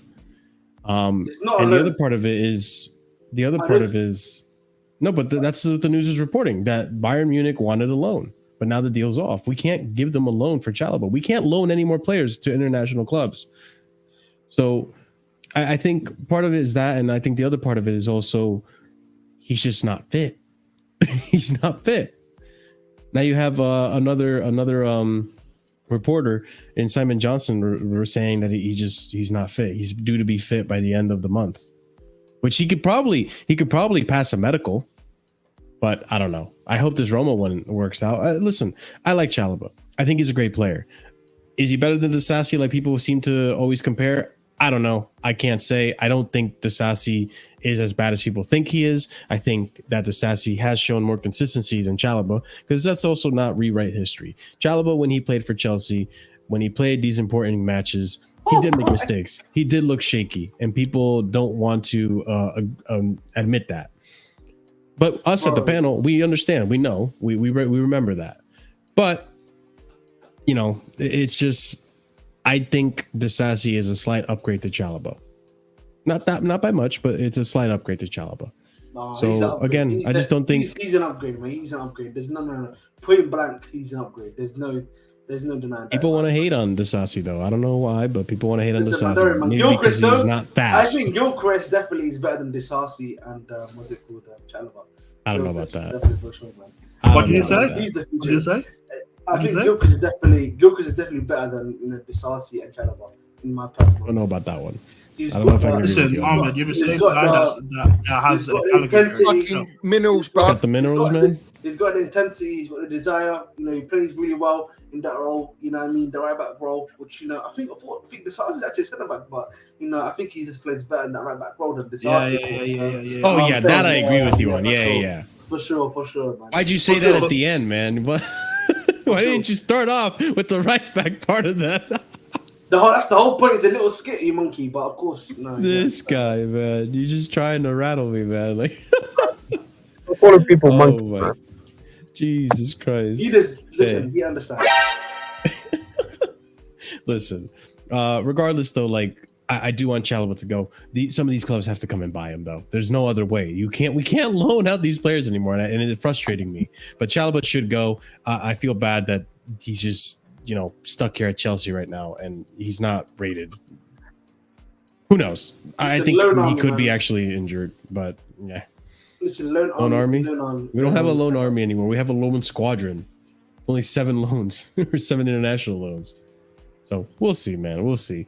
But moving on from that topic, hopefully Chalobah finds a home, but we'll find out very soon, right? January is the window where it should be happening. But let's continue on. The other big question mark is on the potential departure of our current captain, Conor Gallagher. But let's discuss it. Let's see what we got. Let's see what all the news is about. I haven't spoken about it since the Wednesday show, I'm pretty sure, but there's been all sorts of news. We've been holding it out until this moment. So let's go ahead and break it out. So according to Simon Phillips, it is understood that an offer of £50 million would be enough to convince Chelsea to sell Conor Gallagher in January. That's coming from The Athletic. And £50 million, not going to lie, is a pretty good price for Conor Gallagher. I got to give it to them. We are very good at selling players. So let's hope that if we do sell him, we do get this much for him. So continuing on, Chelsea will sell Conor Gallagher for a bid of 45 to 50 million pounds. Begdad Bali, Joe Shields, and the two sporting directors will be involved in this window. No enhanced power for Pochettino, which, to be honest, I'm okay with that. So continuing on from Ben Jacobs here. Tottenham and Chelsea are not in formal talks yet over Conor Gallagher, despite sports and reports from Italy. Conversation between Chelsea and Conor Gallagher over a new contract are still taking place, but nothing is guaranteed or done. No negotiations are happening between Chelsea and Tottenham, according to Fabrizio Romano. Then Mauricio Pochettino is waiting on the board's decision on Conor Gallagher. There have been pre-contract talks between Gallagher and Chelsea. There is nothing on the table yet in terms of a concrete offer, and the player is waiting for a better offer, according to Bobby Vincent. A better offer, implying that there was an offer, but Gallagher does not want it. So we move on. There's no sense a new deal for Conor Gallagher is close. If Chelsea get offers of, say, 60 million pounds or thereabouts, the owners will have something to think about, according to David Ornstein. Then we have here, it's now possible that Conor Gallagher could stay at Chelsea until summer, according to Fabrizio Romano. That's good news for Scott here. Then we keep moving. According to Jacob Steinberg, Conor Gallagher is ready to hold firm and fight for his future at Chelsea, despite the club's willingness to listen to offers for him this month. There has been no sign of a new deal being agreed upon, and the expectation is that he will stay this window. And then lastly, Fraser Fletcher here basically confirming it. Again, as reported 100 times previously, Conor Gallagher's preference is to stay at Chelsea. Wow, that was a lot. So yeah, it's not looking likely that he is going to be making a move in January unless a very, very lucrative deal or a lucrative offer were to come, which I don't think many clubs are going to be going in with a lucrative offer for Conor Gallagher. Maybe, I could be wrong. He has improved vastly this season at the cost of, we can argue, Enzo and Caicedo. But regardless, there has been he has been on the in the sell window. You could see him in display, and he's, you know, teams can tell that he's looked good, quote unquote. But yeah, I mean, I'm sure he wants to stay at Chelsea. I'm sure he wants to fight for his place. He's a Chelsea fan through and through. But yeah, I don't know. Thoughts, guys? Galladinho, he's getting his own banner. Galladinho. Probably. I wouldn't. That was horrible. No, Marshall, we are the show that have actually started the fun for it. Yes. Lovely. Absolutely. You didn't know that, bro? Nope. Yeah, did not know this fucking banner. Fan base, man. It's on Pies' number one. Literally, you can see it's his first Bro, season. it's one season, people. Why the fuck are we making a banner for this kid having one good season? But guys, Kante doesn't deserve a banner, does he? You know? No, listen, no disrespect to Conor Gallagher. He's getting one finally. When he was at the club. Listen, there's allegations that I can't speak on about us that we're not escaping anymore, bro. I can't lie to you, man. Every year, it's getting hard to escape those allegations, man. No, the Shannon, you guys, if you ever listen to this, you guys are actual fucking clowns. You guys are absolutely fucking clowns. Why? He's had one decent season under Chelsea. Maybe if he, you know, ends like give me more than one good season and then I can see the argument for a banner for this guy. But he's had one good season. Oh my and God! Respect. I know. I got a frog showed up. But no, listen. I get it. Like, he's had a good season so far, and I respect that he's done well this season, right? But the bar was really low to begin with, guys. He's had one good season. Why the fuck are the Shed making a fucking banner for this guy? If I see that, I swear to God. Oh my God. Anyways, that's besides the topic. Banners mean fuck all. They gave him out one. They gave him Gallagher one. These things were reserved for legends. Now they're just giving them out to anyone. Hey, give Give Disassi one. Might as well. Give Hey, Petrovic. Gilchrist, I want to see Gilchrist Steven, man. Gilchrist Might as Steven. well. Might as well. He clapped the fans. He deserves one. Oh my God. Ahmed. Gallagher Tifo would be wild. I'm not gonna lie. If we do get a Gallagher Tifo, it has to be wait, hold on. Find the image here. If we do get a Gallagher Tifo, it has to be either God of Frogs' Avi, or it has to be my Avi, which I'm gonna show in just a second. 1 second. How do I go with myself? How do I put myself full screen? What the fuck? Okay, here we go. And boom. I'll only accept either or as Tifos for Conor Gallagher. And this would be advantageous to us because it would scare away the opposition. At least I would like to believe. Like a scarecrow. But all right, let's go back to the topic at hand. Gallagher, 50 million, 60 million, but likely to stay. What are our thoughts on that? I kind of expected this. Like, he's been quite clear on his position for over a year now. He doesn't want to leave. And there just hasn't been the interest either. We haven't seen any clubs that are like, we're clubs preparing to put in a bid for Conor Gallagher. You know, the last bid he actually got was a year ago, almost to the day, pretty much, when he got the 40 to 45 million offer from Everton. So, and plus Poch loves him. So, you know, there wasn't going to be any of this, we're going to drop him out of the squad because he's not signing a contract. So I'm not surprised, really. I don't know about anyone else. Listen, man, he's literally the heart and soul of Poch's system right now. Do you think he's going to get sold? I've said this already. It disappoints me that, listen, again, no disrespect to Gallagher. I think he's improved a lot this season. I think but he has the potential to be a really good player if he starts to pick up on his awareness needs to sharpen up in terms of where to be, when to be in those positions, and not costing his double pivot to do double the work because he's just oblivious as to where he needs to be at times. Listen, I'm all for the Roadrunner thing and all that stuff, but you need to be smart about when you do it. And I don't think Gallagher has that intelligence right now. He does put himself in risky situations that puts our double pivot at risk as a number 10. So again, like no disrespect to him, but he is not the caliber of player that I want to build a team around. That is ridiculous. There are a lot of improvements positionally from Caicedo and Enzo as well. By the way, Marshall, he's not learning it. He's going to be 24 in a month.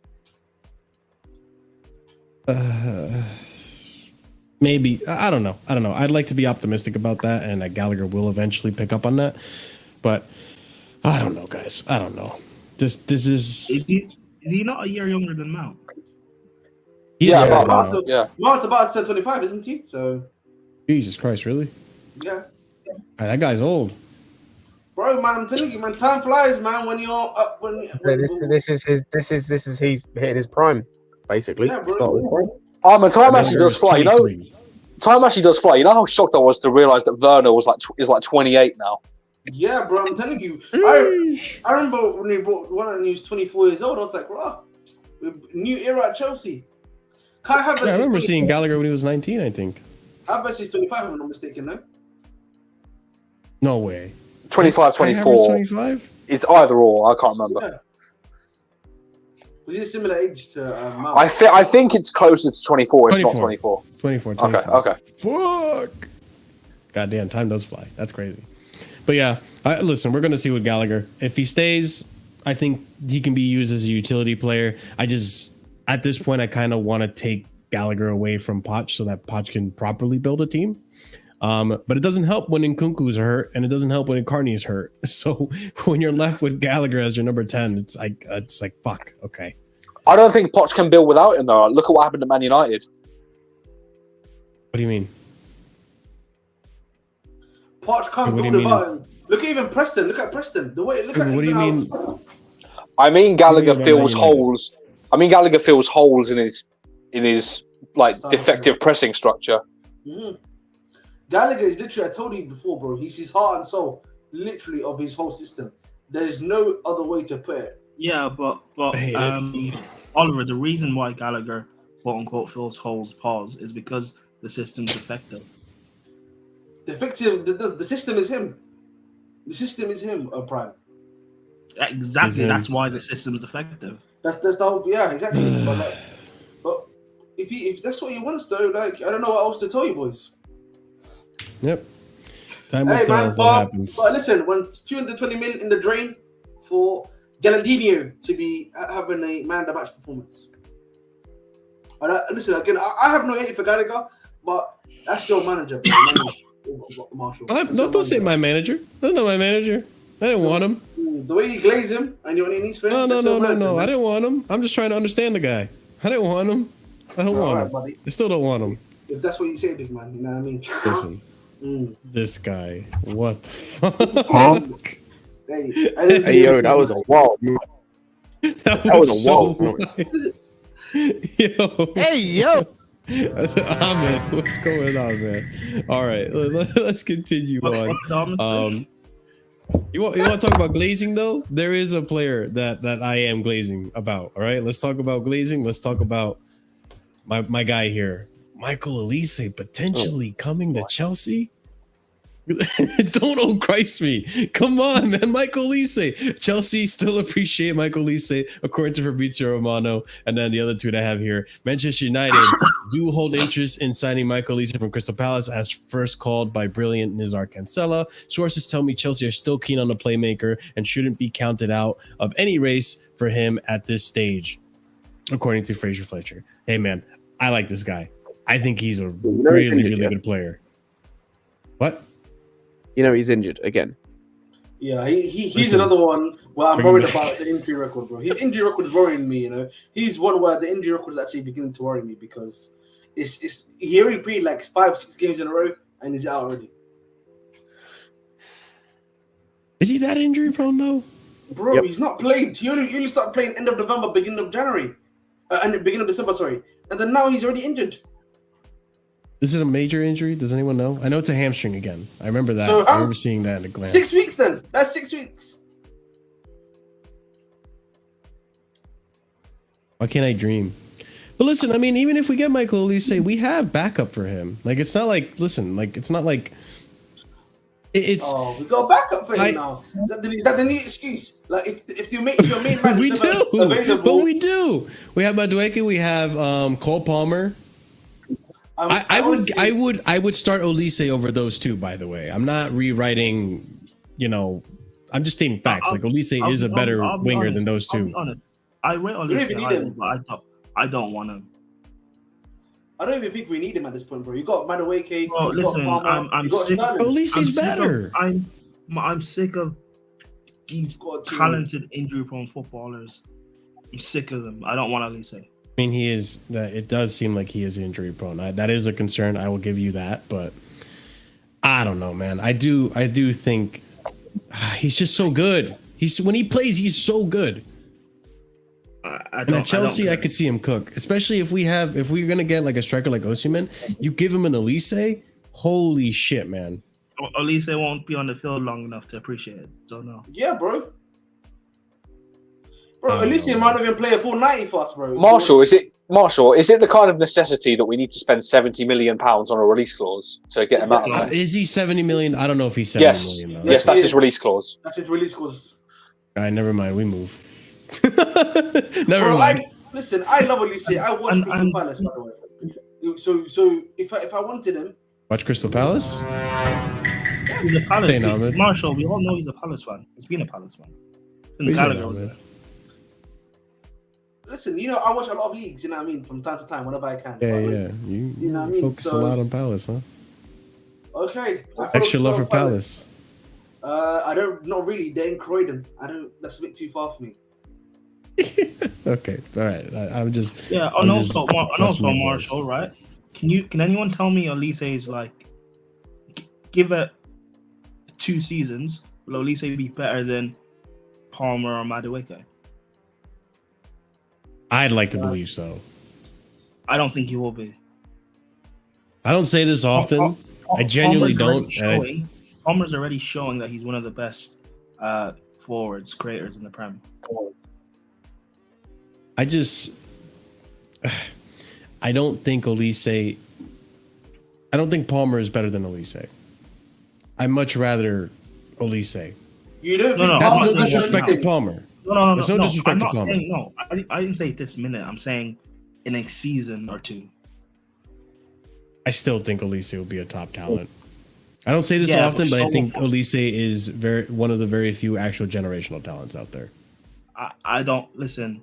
I don't. He's not I think he's, generational. I'll be honest. I think he's highly talented. I rate Olise, but I don't think I don't think he's generational, and two, I don't think it's worth spending 80 mil on him when, like, we have other areas to spend on in the squad, and also we have I agree. players that can fill that position. Like, I'm not buying Olise just to be ahead of Palmer when he's shown that he's capable enough, and Madueke, who's shown that he's starting to come into his own. I don't know, man. No, you get rid of him, mate. Sorry. Get rid of who? If you're going to bring in Olise, you get rid of Madueke. Probably.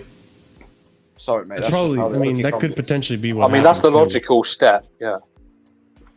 But Olise can also play Cam, can he? No. He has I mean, limited experience. Olise is like He's more of a winger. They're both creators, but they prefer to start off the right and come inside. They drift to the Supposed right, kind of like how start Palmer central. does. Yeah, as opposed to start Okay. centrally. Yeah.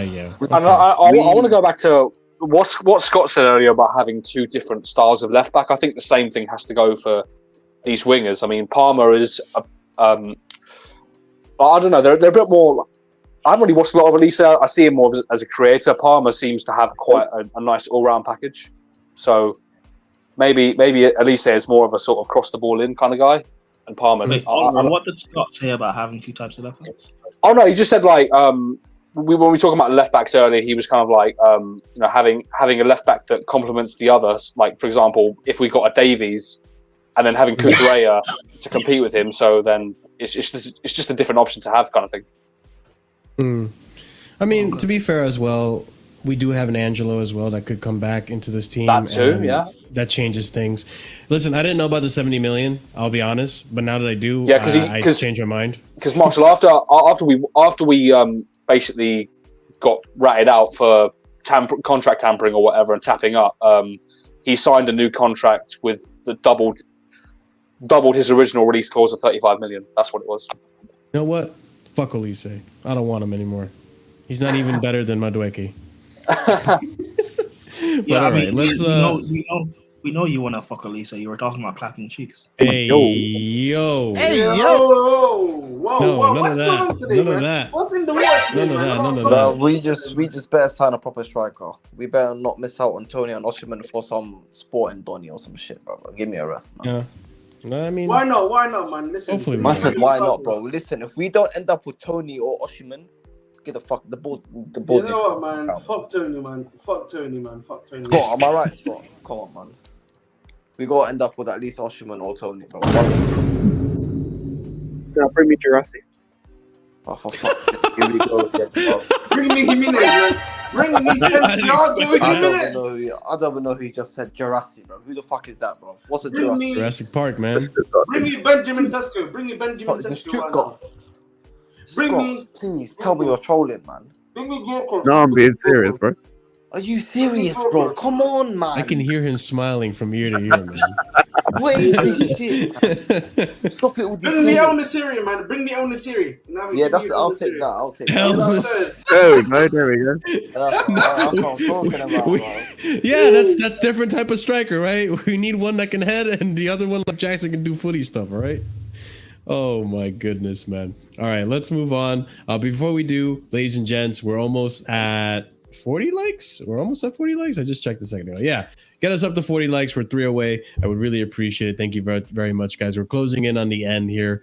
Very long show. Much to talk about. But we have a few more. As always, like I said, subscribe, help us get to 3K. But let's go on to the next topic I wanted to bring up. Santos. Santos is getting recalled. Hallelujah.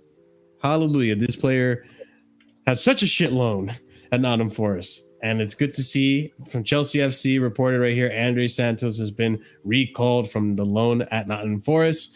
we have here Andrew Santos is set to return to Chelsea this week. Crystal Palace and a host of championship clubs are interested, but Chelsea will not rush his next loan move, according to Nazar Kinsella. Let's hope that's true. Newcastle United have inquired about the possibility of signing Andre Santos from Chelsea.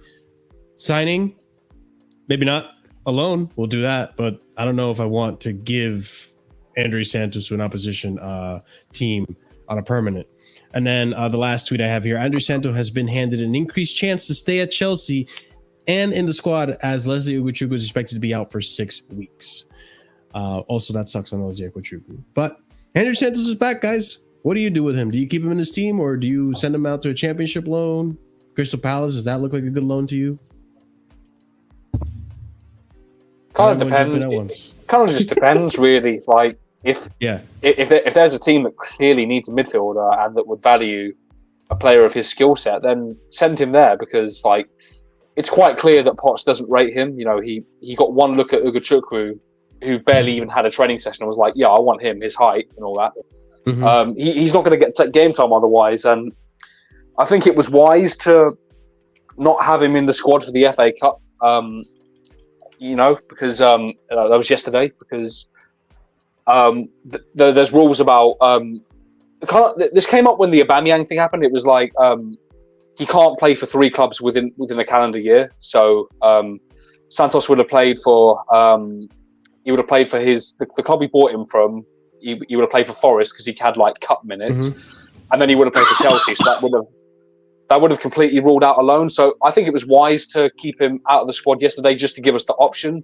But yeah, it kind of just depends. We just need to be smart about this, really. I don't want to rush into it. I don't know that Palace is the best place, but you know, maybe someone else knows differently. I'm not sure. Mm-hmm. Any other opinions on the Santos loan? We don't care. Listen. What do you mean you don't care? Of course you care. You weren't happy with him at Forest. Listen, I was happy for us. I just want him to go to somewhere nice. That's all I care about. End of story. Is Crystal Palace nice though? I don't know. I don't think Crystal Palace would be a good loan. I almost want him to go to Championship. You should get over Hughes, in my opinion. There's another guy that they play, if I'm not mistaken, who would go over to. So yeah, man. Listen, he'll get game time for sure, bro. Problem I have with Palace though, it's another one of these relegation fighting teams, and like they're trying to settle. I just don't see how he comes into that, you know, personally. The thing is, bro, then why do you take him then? I don't really know what else you take him to play. I think the Championship's a safer option, personally. I would think so. I think he's enough caliber to be a starter and champion. And you know, Hodgson himself is on thin ice over there. So that is also true. Yeah, what if Hodgson says, "Okay, we'll have Santos"? Then they get a new manager, and it just, you know, goes left. Yeah. You know. Yeah, I get that. So I mean, to a certain extent, I don't think the Crystal Palace loan would be good for him, because it's just like there's a lot of instability over there. So almost like, you know what, Championship, why not? I think he would get a lot of starts. I think he would prove himself there and really get used to the physicality of the league, because it's just as physical in the Championship as it is in the Premier League. And by the way, I'd be happy for him to stay with us. Like on an ability level, I think he's good enough to do something. I think he probably has to be honest, to stay with us, because Ugochukwu's out until February at the very least. Lavia, we don't know when that guy was going to return. You know what I mean? He's becoming more of a myth than, you know, Marco van Ginkel at this point. So, oh God, that's a name. So honestly, like if you're being honest, like he might have to stay. Yeah, I kind of hope he does, but at the same time, listen. At the end of the day, what I want for Andre Santos is a proper loan, whether it be Championship or like a team that actually could use a midfielder like that, or just stay. We're going to need him at Chelsea with this considering how many injuries we've had this season. I think he could just stay at Chelsea. And like you said, Ugochukwu, Romeo Lavia, give us an option in midfield. But we'll see. I mean, it is being monitored. I feel like even Poch wants to loan him. If Ugochukwu, or let's say Ugochukwu comes back from injury in February, you know he's picking him over. You know he's picking Ugochukwu over him, right? Potentially. No, he is. He's going for the top. No, he is. Yeah, the height. You know that, yeah. Potching his height. It's ridiculous, man. Ridiculous. Whatever. Literally, the guy barely had Tired a of training. Poch. Ugo Chukwu barely had a training session at this club, and then, but just basically the decision was made seemingly out of thin air. Oh yeah, Lavia, you're going from backup to now out on loan. It was just like that. Shocked me. Ridiculous, man. Ridiculous, but we'll see. We'll see what happens. Hopefully, Poch does the right thing. But all right, guys, let's end it on this one. One more topic. Matos, your favorite player, Ahmed. Matos doing more than apparently, what you believed in. I mean, it's true. Matos to Huddersfield. Let's discuss this. So Alex Matos, who's been sitting bench for a hot minute at Chelsea, played a few minutes though. Chelsea talent Alex Matos on verge of joining Huddersfield Town on a loan deal, as Matt Law called. No option to buy included. Chelsea have also recalled Zach Sturge from loan at Peterborough due to limited game time.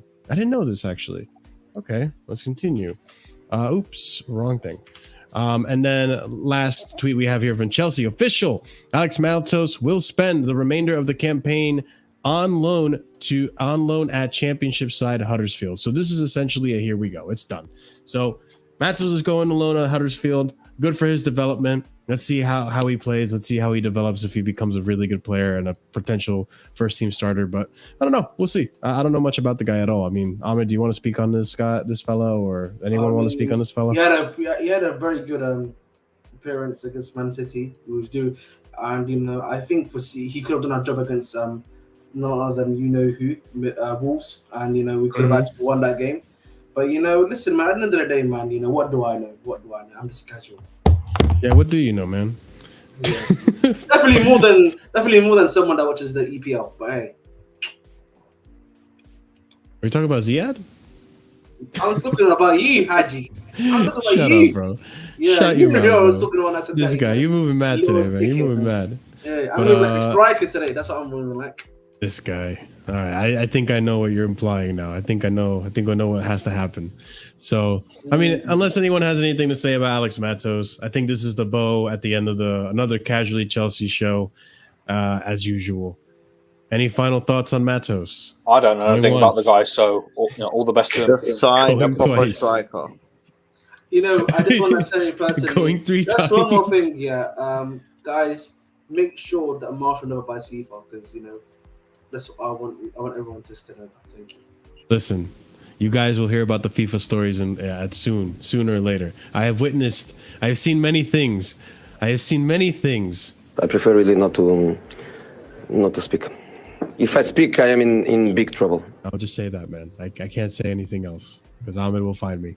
But all right, ladies and gents, that being said, that is the wrap. That is the end of the show. We are done. Finito. That is all the news since the last time we did this show, pretty much wrapped up in a nice 3-hour podcast show for you guys to enjoy.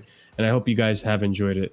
But as usual, ladies and gents, big up to everyone in the chat. Big up to our panel. And big up to all of you guys watching.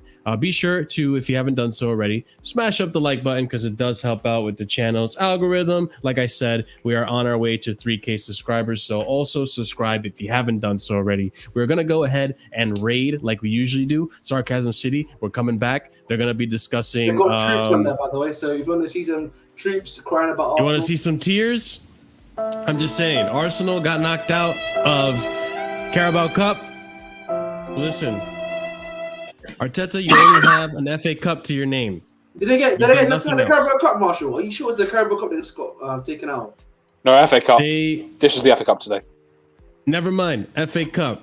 FA Cup. Marshall, Liverpool's confirmed. By the way, the Carabao Cup was also them getting eliminated in their first round of the tournament. So, they threw away both those. I forgot about that. They threw away both those trophies pretty quickly, man.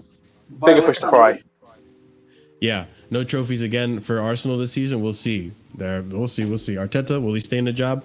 Go find out over at Flawless Sarcasm City. Like I said, copy and paste that raid message. Show him some love. Check out the links in the description below for all the other content that we have here at Casually FC. And leave a comment down below. If you watch this whole show, big up to you. give me a fire emoji. Let me know that you watched this from the beginning to end. And as always, guys, big up to our members and big up to our our proper casual and higher tier members, which goes out to OG Turbo Jesus, Dark, Scott, Adrian, Will, A. Solomon. Appreciate you guys and all the support you've shown, and also appreciate the other members who show support. Hope you guys have been enjoying those emojis. Like I said, the more members we have, the more we can unlock and the more we can do with the membership. So big up to you guys. As always, have a wonderful night. We'll see you again soon. I think it's going to be a review next, or another Casually FC or Casually Chelsea show. We'll find out. We play Middlesbrough on Tuesday. Yeah. Tuesday? Yes, exactly. Thank you, boys. Tuesday, and then Wednesday for a Casually Chelsea show. But that being said, we'll see you over on Sarcasm City. Have a wonderful night. Stay casual. Peace. Two Teddy Benarouse.